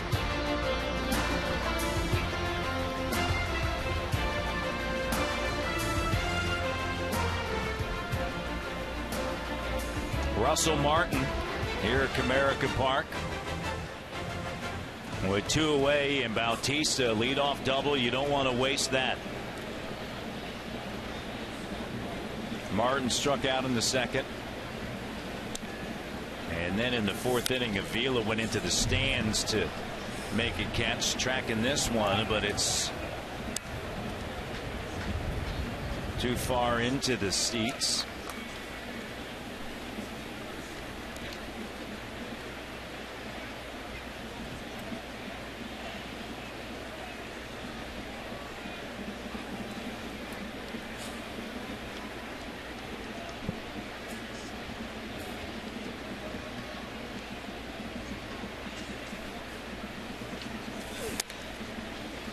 Martin in a stretch where coming into tonight 2 for his last 26. Both hits, however, have been home runs, and his average prior to the last 26 times to the plate, 284. So starting to dip a little bit. You see the numbers over the last 9 games.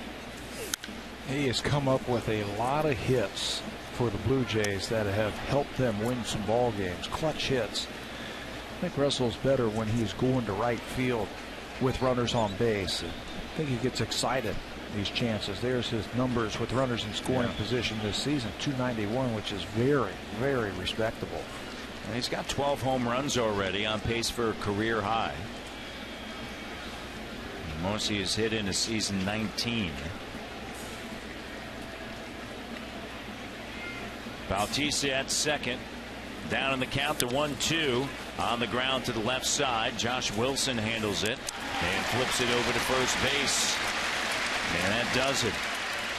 Jays lead Bautista. Leadoff double back at second.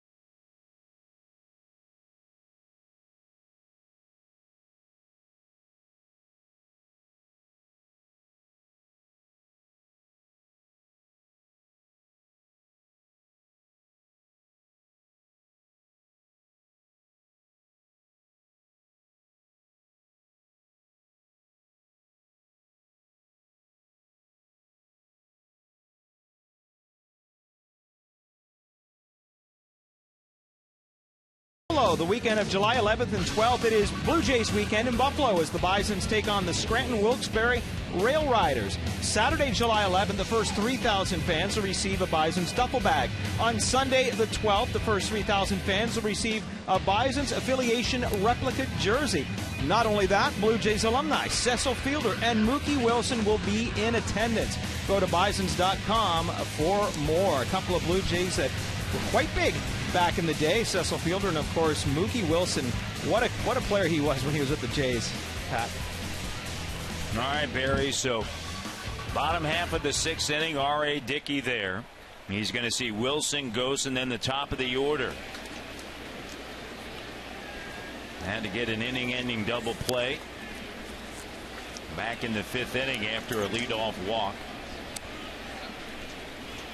Wilson hit by a pitch in the bottom of the first inning, an inning in which the Tigers were able to play 4 runs.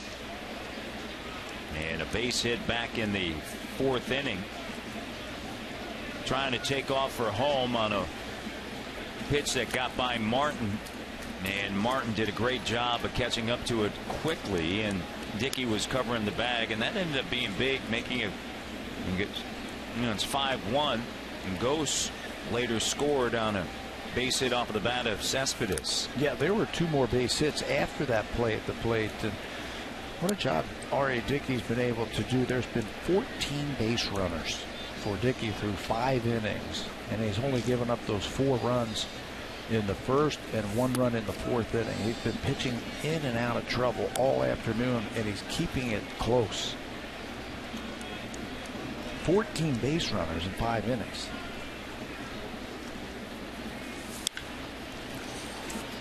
High in the air to right field. Bautista right there. And there's one away here in the 6th. Let's send it to Jamie Campbell. Jamie?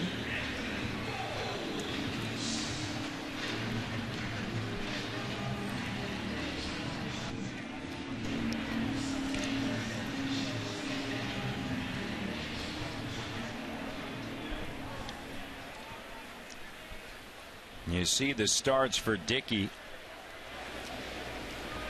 105 pitches on average. 102.9. For the first time here today, the leadoff batter does not reach base as Wilson flies out to right field, and Ghost 1 for 2, hits it high in the air to deep center field, going back all the room to deal with, and Pilar pulls down the second out of the inning. R.A. can go like this. You could push him just a little bit more because he throws a knuckleball. It's not a maximum effort type of pitch, obviously. So you can push him if you're John Gibbons and try to get some extra innings out of him. Which is so important given what we talked about earlier and over the course of the last 2 games. Matt Boyd unable to get out of that first inning back on Thursday against Boston, and then Drew Hutchison last night in the first game of this 3-game set. Kinsler, and that one dances a little bit too low. R.A. season high. He had a game 3 starts ago where he threw 120 pitches. They did push him through that time. Base hit into left field for Kinsler. Kinsler, his second hit of the afternoon.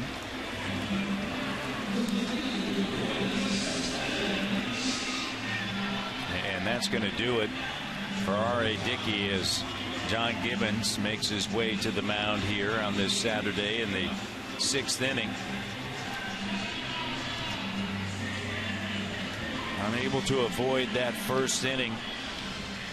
But since that time, as you just mentioned, Tabby, able to get out of trouble, allowing just 1 run. 5-1 lead for the Tigers. R.A. Dickey, his afternoon done.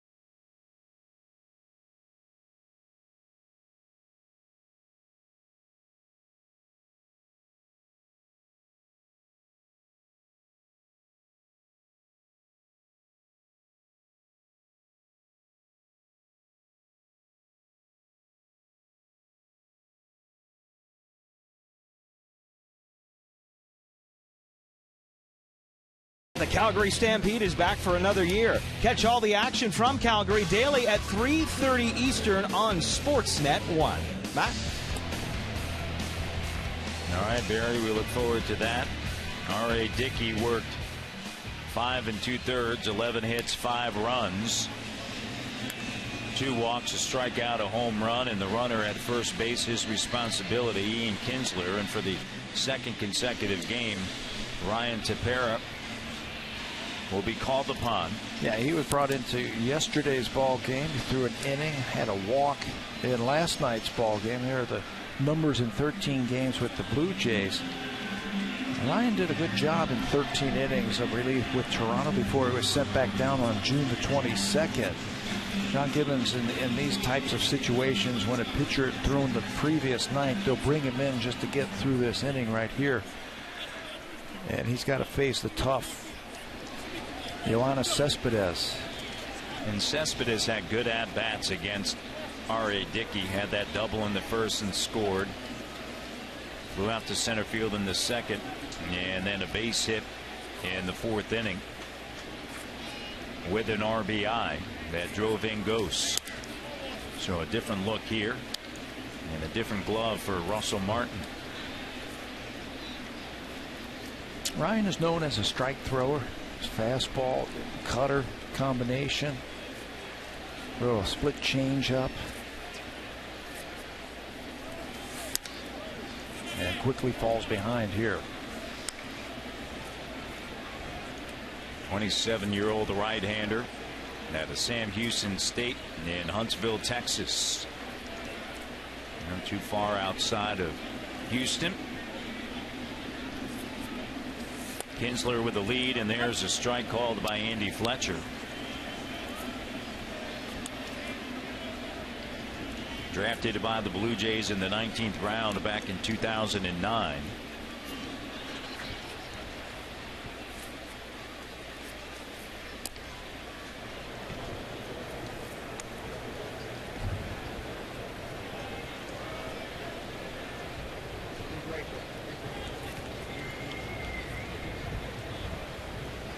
Tepera comes set, looks over at first.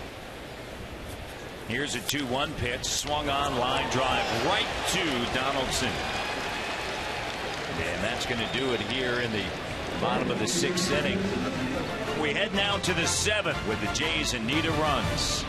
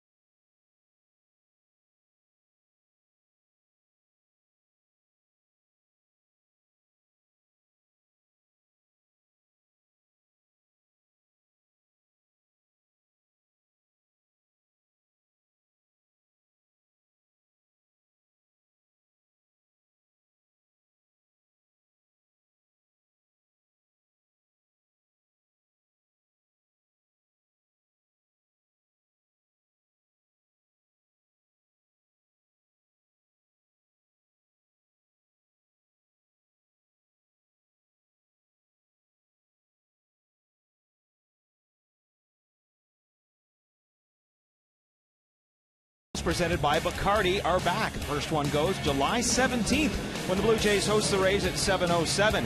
Get to the ballpark early for our pregame festival outside Gate 10. Gates will open at 4:30, and you can enjoy a live performance by special guest Dean Brody. It's in the license area, and you can go to BlueJays.com for tickets. Matt? R.A. Dickey, 5 2/3 innings, 11 hits, 5 runs, all earned, 2 walks, and a strikeout, and a home run off of the bat of J.D. Martinez. He hit 2 batters and he threw 108 pitches. And Price deals and he has thrown now 93 pitches. Colabello is the hitter. Colabello 1 for 2 here on the day. Top of the 7th inning. Bottom third of the lineup.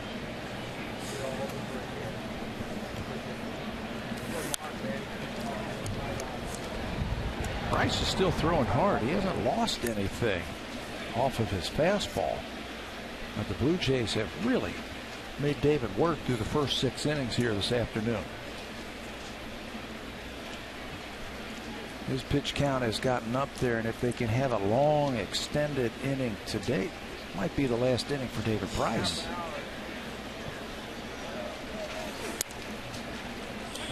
And a strike on the outside corner.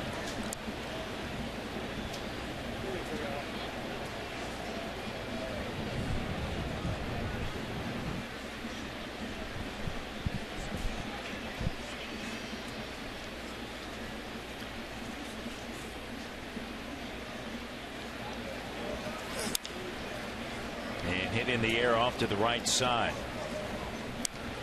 Jays have just not been able to get anything going offensively. And you thought that they were starting to put things together back in the 5th inning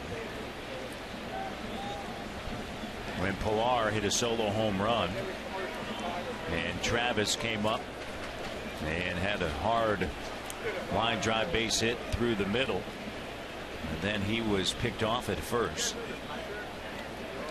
Here's the 1-2 pitch and a swing and a miss. Just can't figure out Price. 6th strikeout for the lefty Price. And here are the numbers for R.A. Dickey. 5 2/3. Again, he pitched around a lot of base runners this afternoon. 11 hits, 5 earned runs, a couple of walks, and a strikeout. The double play helped him out a couple of times to end innings. But just too many base runners, 15 of them in his 5 2/3 innings against the Tigers. And Blue Jays are going to have to mount a comeback if they can take him off the hook. Yep. Here's Pilar, solo home run, his 7th of the season, back in the 5th inning, facing the 4-time All-Star Price. He struck out 6 here in this outing.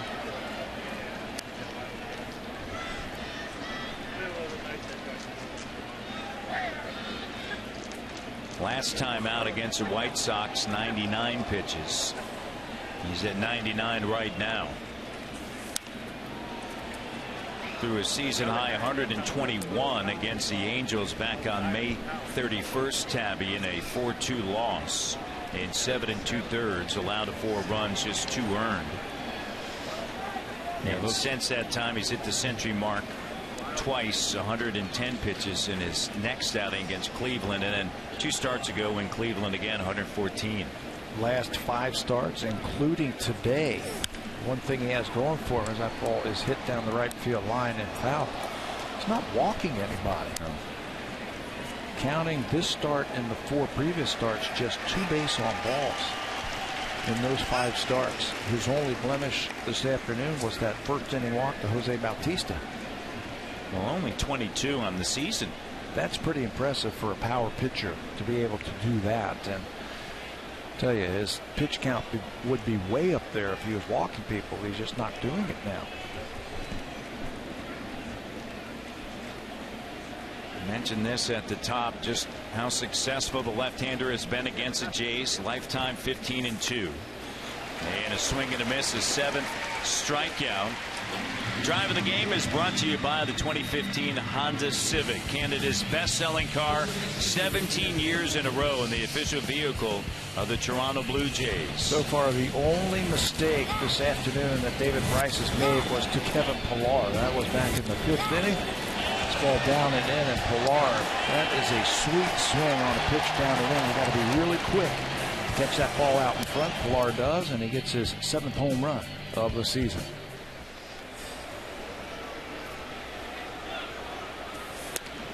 Travis looks at a strike. Price won the American League Cy Young Award back in 2012.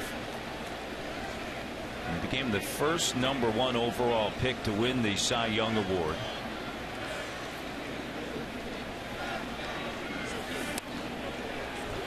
#1 pick out of Vanderbilt, and the breaking ball is a strike. David Price is going to be a free agent, and he's going to get a chance to pick where he wants to go, pick where he wants to play, pitch. It's going to be interesting, isn't it? Yeah. He was traded a season ago, July 31st, 2014, to buy Tampa Bay. You have a sense and a feel as to what direction he may go? I'm thinking maybe reunited with Joe Madden in Chicago with the Cubs. What do you think? Sounds like a plan. They certainly have the iron to sign him. Yes. It's going to cost a lot of money. They went out and got John Lester. Would make a lot of sense. Scherzer type money? Yeah. Yeah. How about the Blue Jays? Well, he'd look good there. Oh, he would look real good there.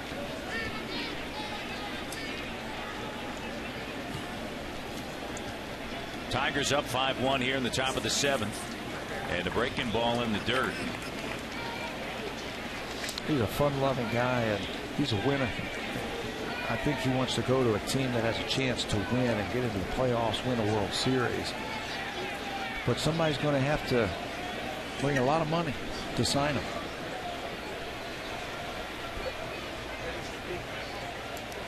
And you need a dominant #1, don't you? That's where it all starts, doesn't it? He will turn 30 years old on August the 26th. Travis with a base hit into left field, and with 2 outs, he is aboard, and here's Reyes.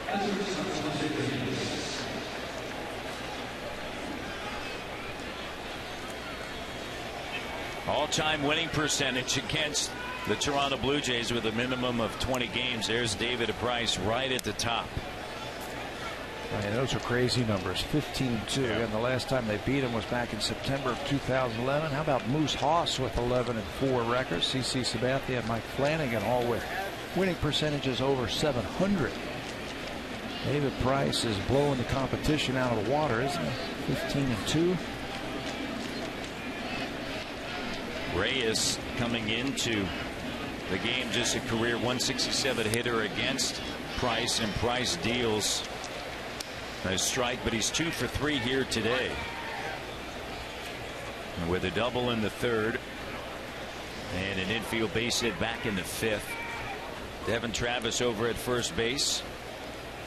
And some of the best strikeout games that Price has had. Well, his best has been against Toronto. Remember that in 2011. He had a 14 strikeout game against the Blue Jays, which is his career high. Had a career high 271 strikeouts last season, which led the American League. And this season with 107, including this afternoon's effort. Travis with the lead at first, being held on by Avila, and there's a fastball pumped in there for a strike. And the count of 1-2 now. You know, for all the talk about the troubles of the pitching, we have not seen that yet, really. Not from the starters anyway, with Sanchez last night and Price. Although the Jays were able to get to the bullpen last night. And that 8-6 loss.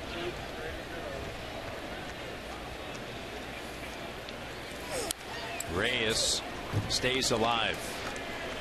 And David Price, I don't think he's going to be able to finish this one. So the Blue Jays are going to have a chance once again against the bullpen of the Detroit Tigers. He does have 3 complete games. And he's tied for first in the American League with those 3 complete games.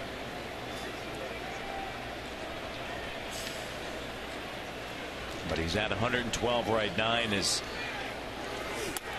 his season high is 121 pitches. There's 113. I'm sure they're just thinking, get him out of the inning, right? Al Albuquerque is up in the bullpen. And it doesn't look like he's moving quickly to try and get done and face Josh Donaldson, the next batter, just in case Reyes gets on. It's almost like they told him, hey, you're starting the 8th inning. Yep. He is not moving very quickly to get ready.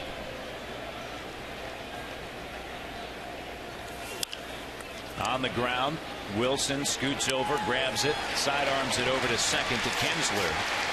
And that'll do it for the Jays in the 7th inning. Tigers on top, 5-1.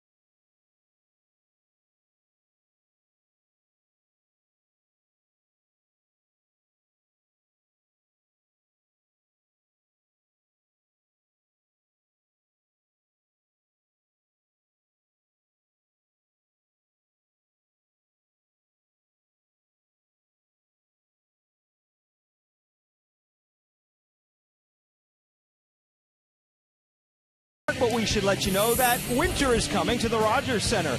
Join us as we turn the ballpark into a winter wonderland for Snow Day in July. It goes July 19th when the Blue Jays host the Rays at 1:07. The first 20,000 fans will receive a pair of these very cozy Blue Jays winter mittens. Go to BlueJays.com for details. Matt? Well, David Price, the day is done, and what a performance for him as he's going to now turn it over to the bullpen.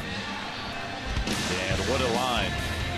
114 pitches. It was a grind, I think, this afternoon for David Price to get through those 7 innings. He did give up 8 hits. The only mistake he made was that home run pitch to Kevin Pillar. 7 strikeouts, but that's what a guy does. He goes out there when he doesn't have his best stuff, and he figures out a way to get his team into the ballgame late with the lead, and David Price certainly has done that against the Blue Jays offense, which is the best in all of baseball. And the Jays with consecutive hits just once in the game against David Price. That was in the 5th inning. Able to string 3 together, but remember Travis was picked off over at first base. Victor Martinez is 1 for 3. Martinez, a designated hitter, hitting .253. Then JD Martinez and Alex Avila. a pair of deals, and it's a strike at the knees. 90 miles an hour. He is not afraid to take strikes or hit with one strike. To Martinez, that's the sign of a good hitter. Two-time Silver Slugger Award winner. He did it with the Indians, and then 10 years later, he did it with the Tigers in 2014. Scooped up by Devin Travis. On the outfield grass and able to get Martinez easily at first. One away. Swing for the fences and save during the DIY Expert Sale. Only at Home Building Center and Home Hardware Building Center. Ah, what a day here on this 4th of July. And J.D. Martinez looks at a strike. 96 miles an hour, and questioning the home plate umpire, Andy Fletcher. He felt it was up and away. Had that big home run, 2-run home run at the bottom of the first inning. And a swing and a miss down and in. Maybe got a piece of it. I guess when you go back and you think about that bottom of the first inning, 0-2, and then Kinsler gets hit by a pitch. And things begin to unravel a little bit. Cespedes drilled one. And to left field for a double. Martinez a ground out, but an RBI. And then J.D. Martinez came up with a home run. You know, it didn't stop there. No. They had the double by Castellanos, then the triple by McCann. It looked like they had another run scored on a pitch that hit the batter. Went back to the backstop, would have scored a run, but they had to send him back. The 0-2 pitch, I think, really set that whole inning up. The 0-2 pitch to Kinsler that hit him. Martinez is hitting 5 straight. He is 10 for his last 21. And he swings and misses there. So a rare sight for him. In this homestand where he's hitting nearly 400, he's headed back to the dugout. That's that split change right there where he splits his index finger and his middle finger. Works like a changeup. And Ryan got some good movement on that one. He threw it in a good spot down and away out of the strike zone to get the free swinger. Worked an inning last night. The 8th. Able to get Castellanos in the 8th. And he walked Ghost, but then Iglesias grounded out. Alex Avila grounded out at the bottom of the first. A base hit in the 3rd. He walked to begin the 5th.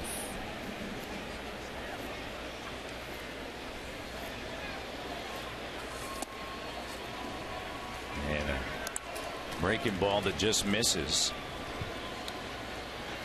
5-1 here in the home half of the 7th inning. In the second game of a 10-game road trip for the Blue Jays. And Jays 16-22 on the road. And a huge stretch for them. With 16-19 on the road. And the 3 games that they'll have when they get back home, Tampa Bay, and then immediately back out on the road after the All-Star break. And be running against some pretty good pitching. Yeah. You know, Kansas City's got an outstanding staff. That's who we see right at the end of this trip. Chicago, you're going to face Jeff Smarja, and supposedly Chris Sale's going to be pitching in that contest. We get Price and Verlander. Tampa Bay comes in right after the All-Star break. You know, Chris Archer is going to be laying again. They always face Archer. And then out to Oakland and Seattle, who are tough in their ballpark. This is a tough stretch that the Blue Jays are going to be going through right now. And Avila goes down swinging. The Pan Am road trip with the Pan Am games back home in Toronto. A 1-2-3 7th. We go to the 8th.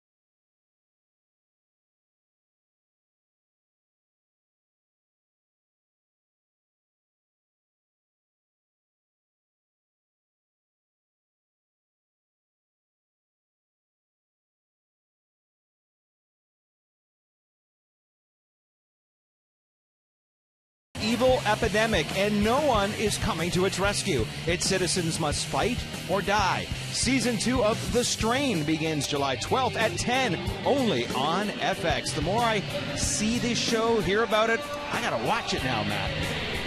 The Strain, July 12th. It's been somewhat of a strain for the offense of the Blue Jays, and here we are in the 8th inning, and Al Albuquerque, Tabby, comes on. 34 games this year. He's been used a lot by the Detroit Tigers. He doesn't have a record, but a .321 earned run average. You can see the strikeouts nearly 1 per inning for Albuquerque.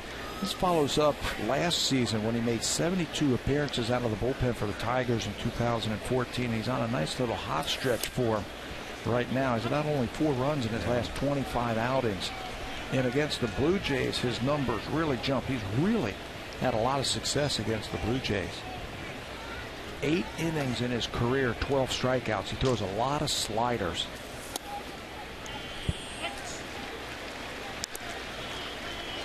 (0-2) now to Donaldson. There are the numbers right there. In 7 games versus the Blue Jays, 2-0 with a 113 earned run average. Blue Jays are hitting .080 against them. Breaking ball in the dirt.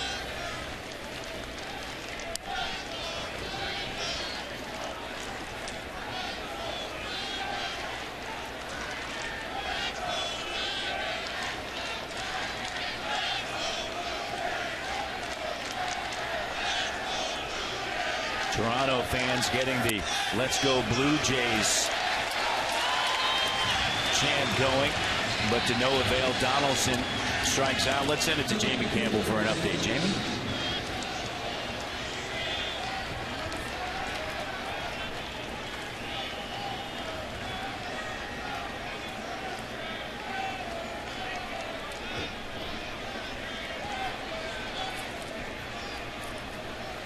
All right, well, here we are in the top of the 8th inning. Bautista looks at a pitch. Down in the count. Bautista was 1 for 2 with a double against Price. This one hit to center field, and Gose is able to grab it, and that's a second out. He had that leadoff double in the 6th inning. And with Encarnacion and Valencia and the success that he's had against Price, you figure, okay, something's going to happen here. And then he was stranded there at second. That followed up that 5th inning. You mentioned that the home run by Pilar, and then 2 more hits, Travis and then Reyes. So maybe the Blue Jays are starting to figure out David Price. 6th inning, he got the leadoff double. And that has been it. That was the last time the Blue Jays had a base runner on until Travis singled last inning.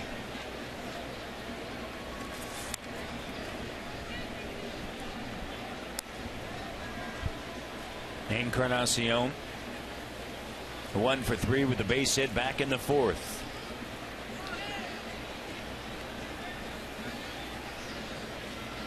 Season ago had a career high 72 appearances, did the right-hander. Off the end of the bat. Castellanos able to grab it. An off-balance throw to first base, and a 1-2-3 inning in the top of the 8th inning. Time now for a Blue Jays Central update. Here's Jamie and Zani, guys.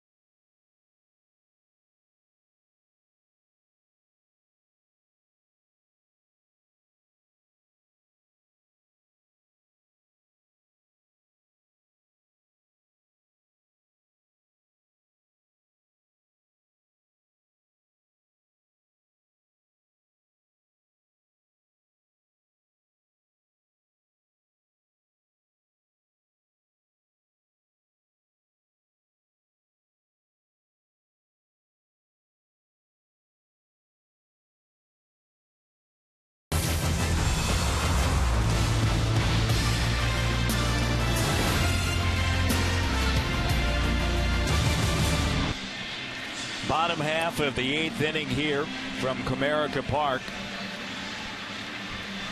And Steve Delabar making his 23rd appearance, taking over for Tepera, who worked 1 1/3, Tabby. Yeah, and retired all 4 batters that he faced, 2 of them strikeouts. Steve Delabar, 23rd time that we have seen him. Saw him a couple of days ago against the Boston Red Sox.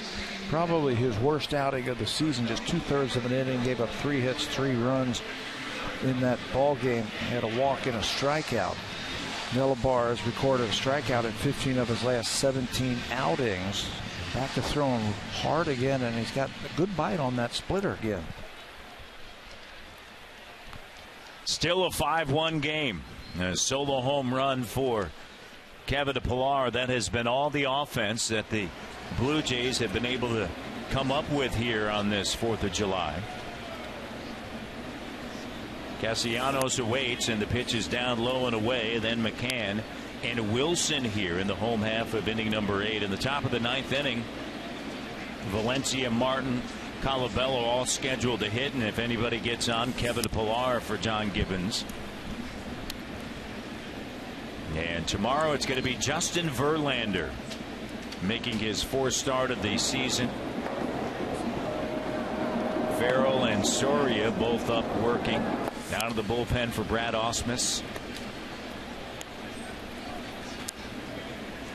You go to your bullpen with Farrell or Soria, or do you stay with Albuquerque? I would have them sit down right now. The way Albuquerque went through the middle of the Blue Jays lineup right there, just let him finish this game, or at least start the 9th inning. He looked pretty good against the Jays' best hitters. As we mentioned, tomorrow Verlander, he'll make his 4th start since his rookie season in 2006. He has thrown more pitches than any other pitcher in the majors, not only in the regular season but in the postseason as well. 32,535 in the regular season, 1,688 in the postseason. Does that take a toll on your arm? Maybe. Maybe. He's always fun to watch. Maybe not for the opposition, but for people who like baseball. Well, he had the last no-hitter for the Tigers, and that was against the Jays, and I think everybody thought that last night was headed in that direction through 7 1/3 before Ezekiel Carrera broke up the no-hitter. Tough to keep the Blue Jays down, huh? They got guys all up and down that lineup who can hit. And they take pride in not being no hit. We had that in 1991. We went down to Texas and Nolan Ryan was still firing. 100 plus. And he threw a no-hitter against the Blue Jays.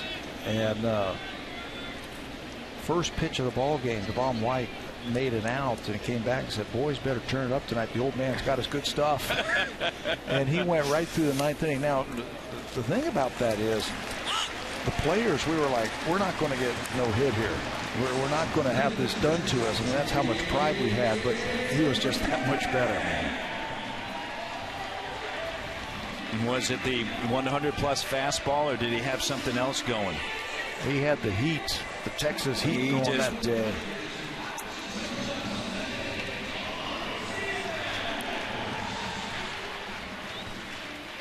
Castellanos will be replaced over at first base by Iglesias, and a pinch runner.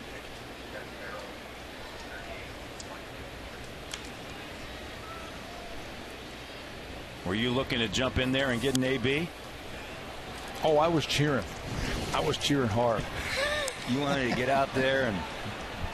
Yeah, I wanted to get a hit for sure, you know, take care of that. I've never seen anything like that before. You know, you were talking about the no-hitter last night, Anibal Sanchez. That wasn't as dominant as that night I saw Nolan Ryan in Texas do his thing. That was special.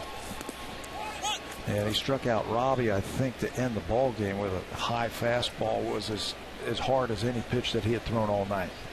And I think Nolan was, what, 44, 45 years old at the time, something like that. I mean, it was just crazy. He was strong, the lower half, and that drive. And as nice as can be, you know, when you're not competing against him. Well, tell that to Robin Ventura, right? Well, they were competing against each other, right? Yep. He had a rule that first game of any series, if you wanted autographs, he'd sign anything you wanted. So I sent over a couple of baseballs first day of the season, or first day of the series. Signed 2 of them for me, so I've got some Nolan Ryan baseballs autographed. And then after that, don't ask him again, right? No. But first game of a series, he'll do anything you want. That's great. Yeah. And the thing about it, too, you had a lot of success against him. You were a .333 lifetime hitter against him. Well, one game, right? 1 for 3. Well, I'm just saying, you're a .333. With a sac fly, no strikeouts. I'm not in the great book of Nolan Ryan. I'm not one of those 5,714 punch-outs. Punch out there, McCann. Here's Wilson. You did work a walk as well against him. Where was your base hit? You recall? I don't know where it was. I think it was the center field, but I'll tell you, against the walk, it was a 3-2 off-speed pitch, and I took it for ball 4, and he yelled at me the whole way down to first base. I said, Mr. Ryan, I'm sorry, I'm trying to get to first base. Now get back up on the mound. He was yelling at me, swing the bat. Hey, he was a competitor, man. Fortunately, you already had his autograph. Yeah, he might not have signed it after that. You got to swing. Wilson swings and fouls it back. Hit by a pitch in the first, a base hit in the fourth. And then he flew out to Bautista in the sixth. Here in the home half of the eighth inning. Iglesias over at first base.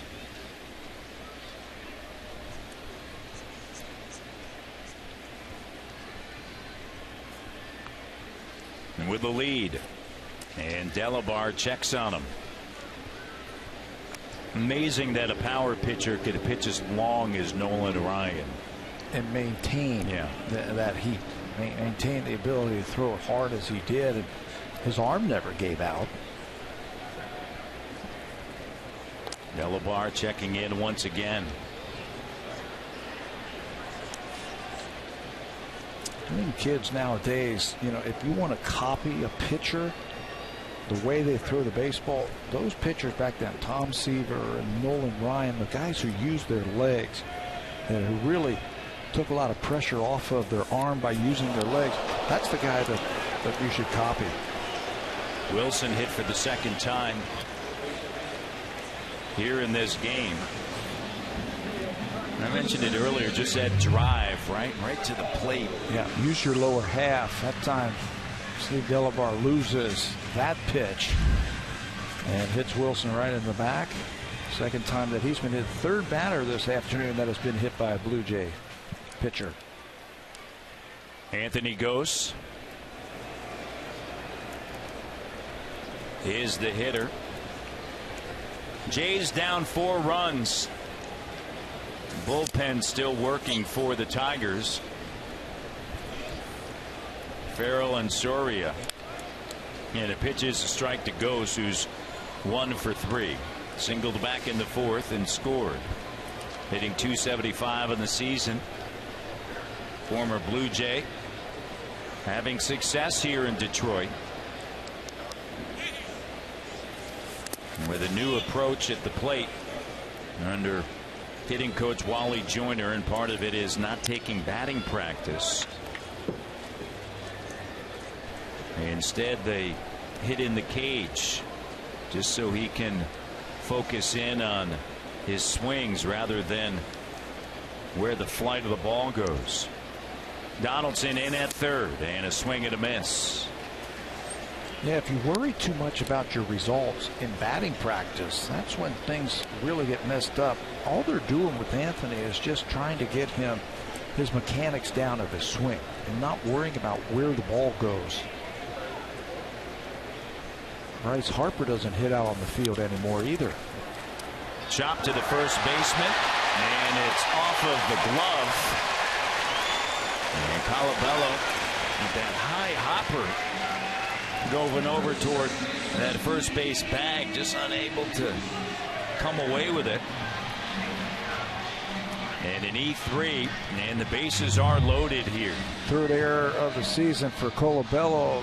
He's got the play, but it pops off of his glove.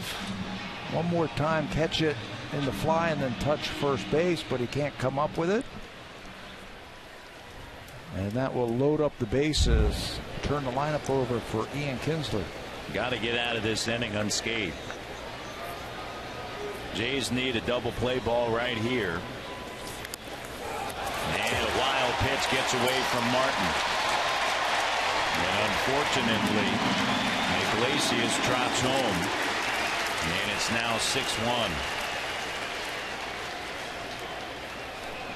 Wild pitch. Wilson over to third. Ghost now at second. Russell Martin just can't come up with that. That's another ball that was spiked down in the dirt. Delabar throws so hard, and he has no idea where that ball is going to bounce after it hits in the dirt. So now the infield has to come in. When you think about the success he had just a couple of seasons ago, and last year in Buffalo, and just trying to get it all back together. Fastball command, that's all it's been with him. The problem is not being able to throw the fastball where you want to. This year he's been doing his last couple of outings have been a little bit rough. In the air and giving chase Valencia. And it appears as though that hopped back up into the seats. In foul territory. Cut off from the view, and here it is. He had a shot at backhanding this ball, and he just misses it. It's a foul ball, and it would have been a run if he came up with that ball. One away here. It's a 6-1 game now. Tigers on top. Delabar trying to get out of this.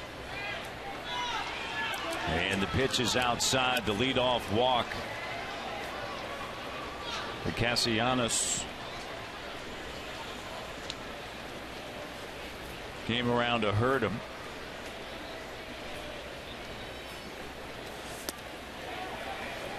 Did he go around? Yes, he did.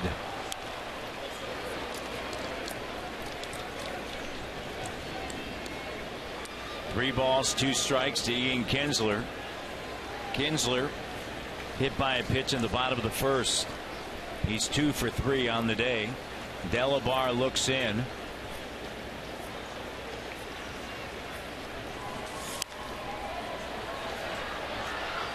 Kinsler stays alive.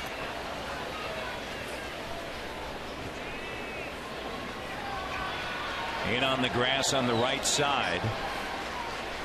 Reyes back about 3 steps at third, or pardon me, at short, and over at third. Donaldson back at the bag. Rip foul.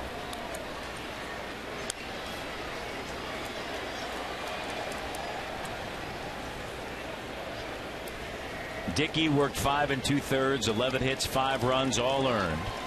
Tepera came in and worked 1 1/3, struck out 2, did not allow a hit or a run. And Delabar in a little bit of a jam here.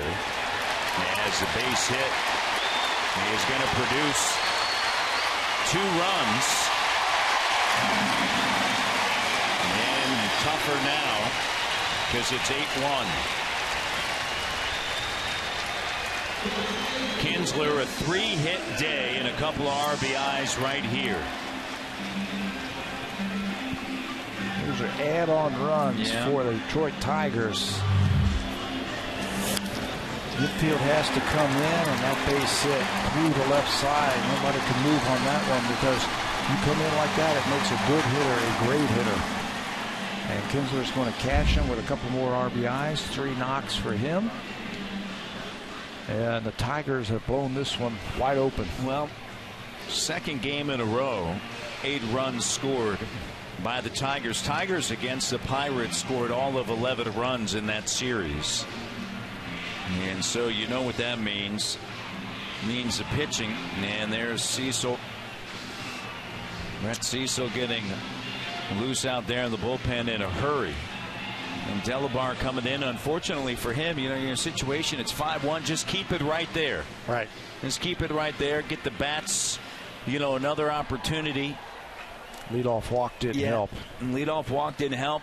You come back, you strike out McCann, then you hit Wilson with a pitch, and then Ghost reaches on the air. And then Kinsler with a base hit. And here's Cespedes.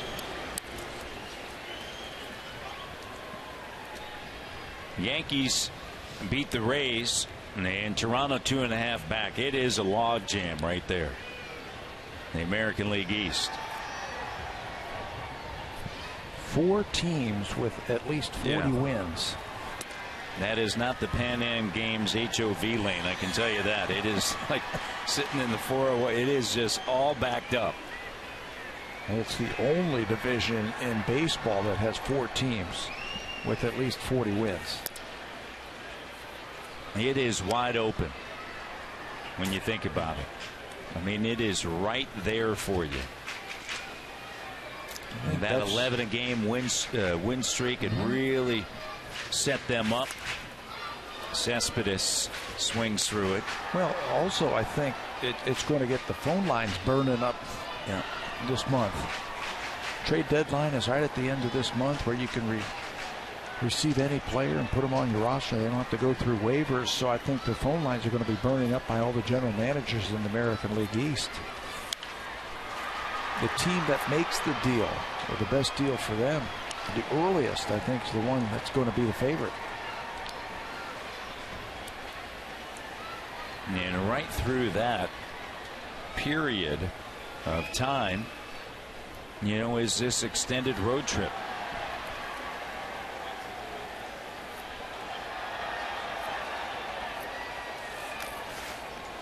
Breaking ball in the dirt. And so important to manage after today, the next 8 games heading into the All-Star break. And we highlighted already, you know, Sanchez yesterday, Price today, tomorrow Verlander. Yes, it's not the Verlander that you've seen in years past as he's coming back from an injury. And then Sale in Chicago, the one guy you're kind of hoping that maybe you wouldn't see. Hey, it's the big leagues. I mean, there's a major league pitcher every single day. You got to deal with it. And the Jays, you know, look, they've had the best offense in the big leagues as Cespedes has a base hit into left field and runners at first and second. 3-hit day for Yoenis Cespedes. But it's so tough, as you know, day in and day out. You get behind early and you try to mount a comeback. And they're down 8-1 here, and John Gibbons is going to come out and make a pitching change. Delabar cannot get out of the 8th inning. Runners at first and second for the Tigers here in the bottom of the 8th inning. 7-run lead, and Brett Cecil comes in.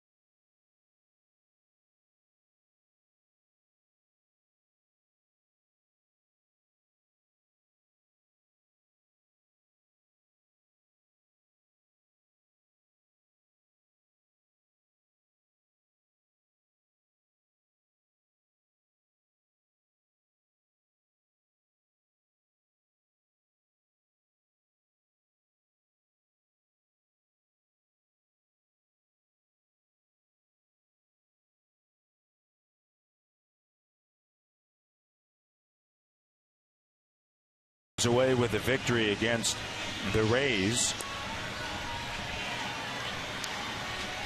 And Brett Cecil making his 31st appearance of the season, Tabby.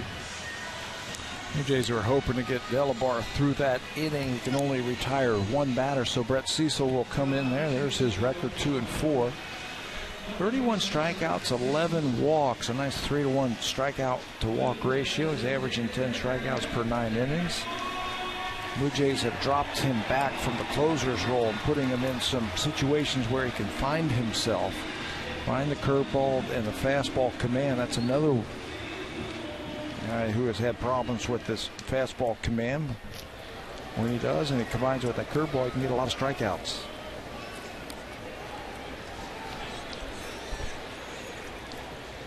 Victor Martinez, the switch hitter, now batting from the right side, was 1 for 4 on the left side today.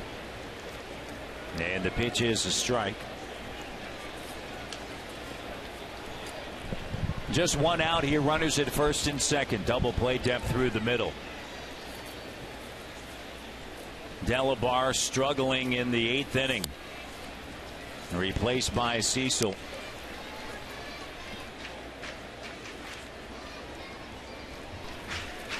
The Orioles and the White Sox coming up next on Sportsnet. More baseball here on this 4th of July. Jays will see the Sox on a Monday on the south side. Chance here for an inning double play, and the Jays able to get it there. Last chance for the Jays. Down 8-1. We go to the top of the 9th.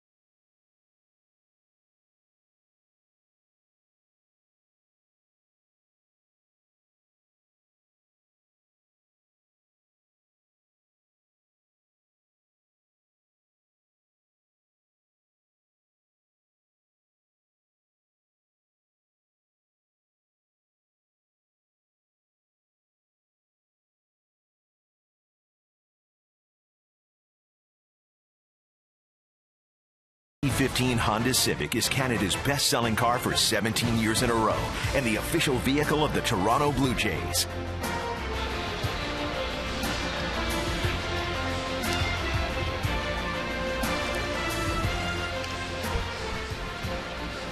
Through 8, it is 8-1 Tigers.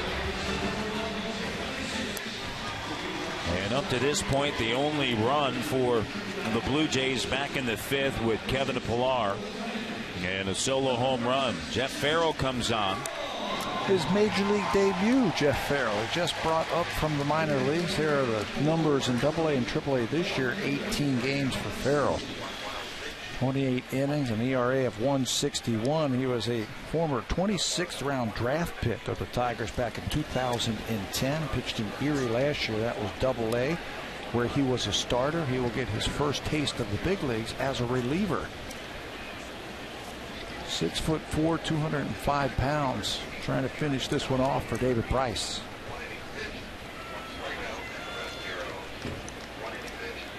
Valencia, Martin, Colabello, if anybody gets on Pillar, and a big hack.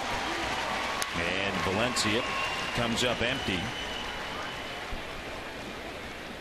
Valencia entered the game 12 for 17 against Price, but it didn't work out today. 0 for 3. And a big sweeping breaking ball, and it's a strike.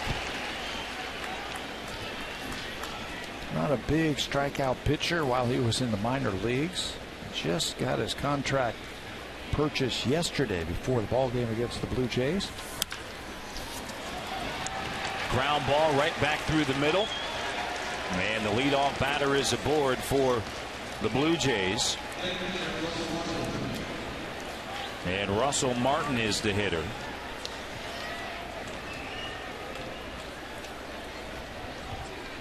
Delabar worked a third. 2 hits, 3 runs, 2 earned, with a walk and a strikeout. A wild pitch. Through 36 pitches. And Farrell. That fastball is high. Valencia goes down to second on a defensive indifference call. Farrell really finishes on that first base side of the mound. Boy, you're not kidding. That front leg. He's ready to race over there to cover the bag. Yeah, it really comes through. And he is falling off towards first base.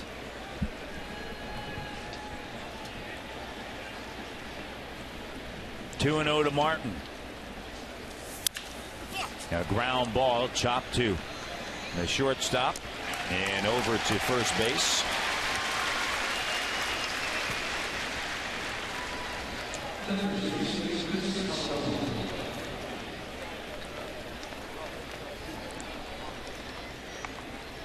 Iglesias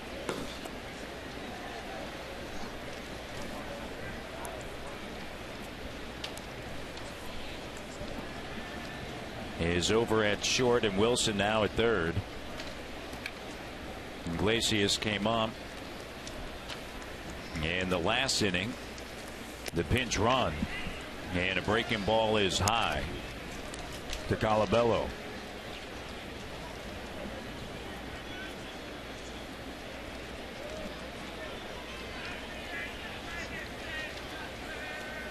Just 1 run today for the Jays. And for the second consecutive game, 8 runs put up by the Tigers. Colabello looks at a strike.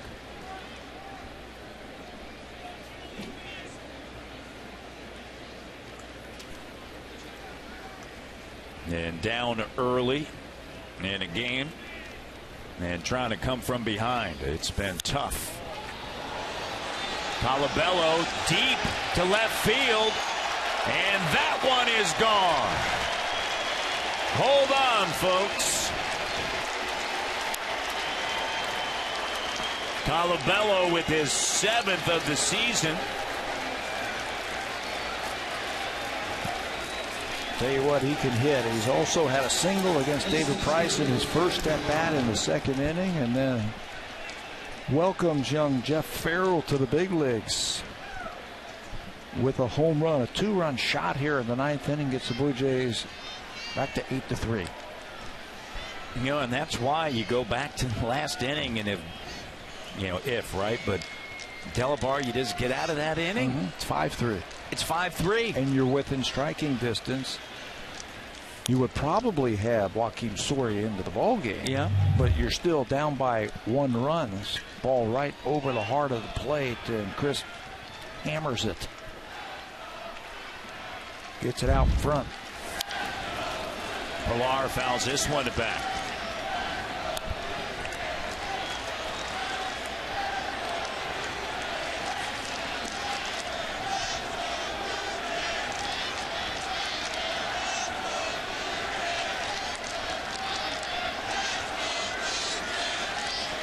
Fans getting something to cheer about. You know what? You make the trip here, you want to see something good happen. One away here. And the Jay fans Getting fired up. Absolutely. And the pitch outside, and the count 2-1, make it 3-1. Okay, I give. What is it? I mean, come on. You got to have the chicken suit. Pilar skies it to the shortstop. Iglesias now travels back into the infield to make the catch. So it's left to Devin Travis to keep this one alive here in the top of the 9th inning.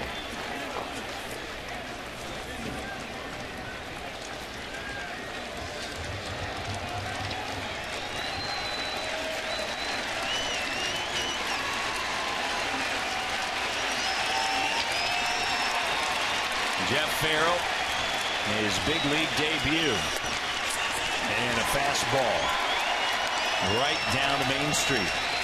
Knowing that Travis is taken all the way, Brewers need some base runners. Here comes the 0-1 to Travis on a 2-hit day. Ground ball. Wilson bobbles it. Now fires wide of the bag, and Travis is going to head to second base.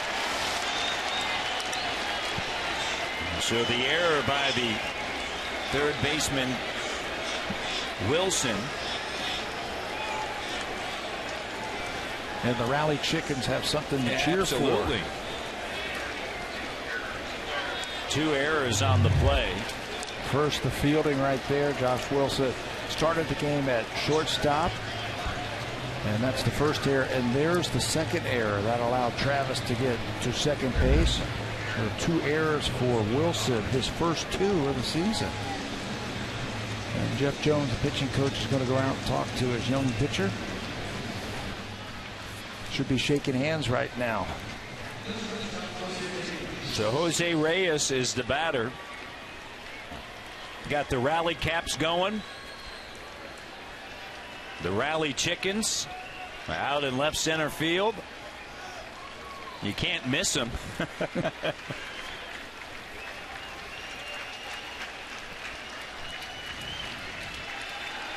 And Reyes awaits, and the pitch is down low and away. A lot of Tiger fans have departed, but the Jays fans have all stayed. They know what this offense can do, but they're up against it now with 2 outs on the ground. Kinsler over to first, and that's going to do it. Tigers take the first 2 games of this series.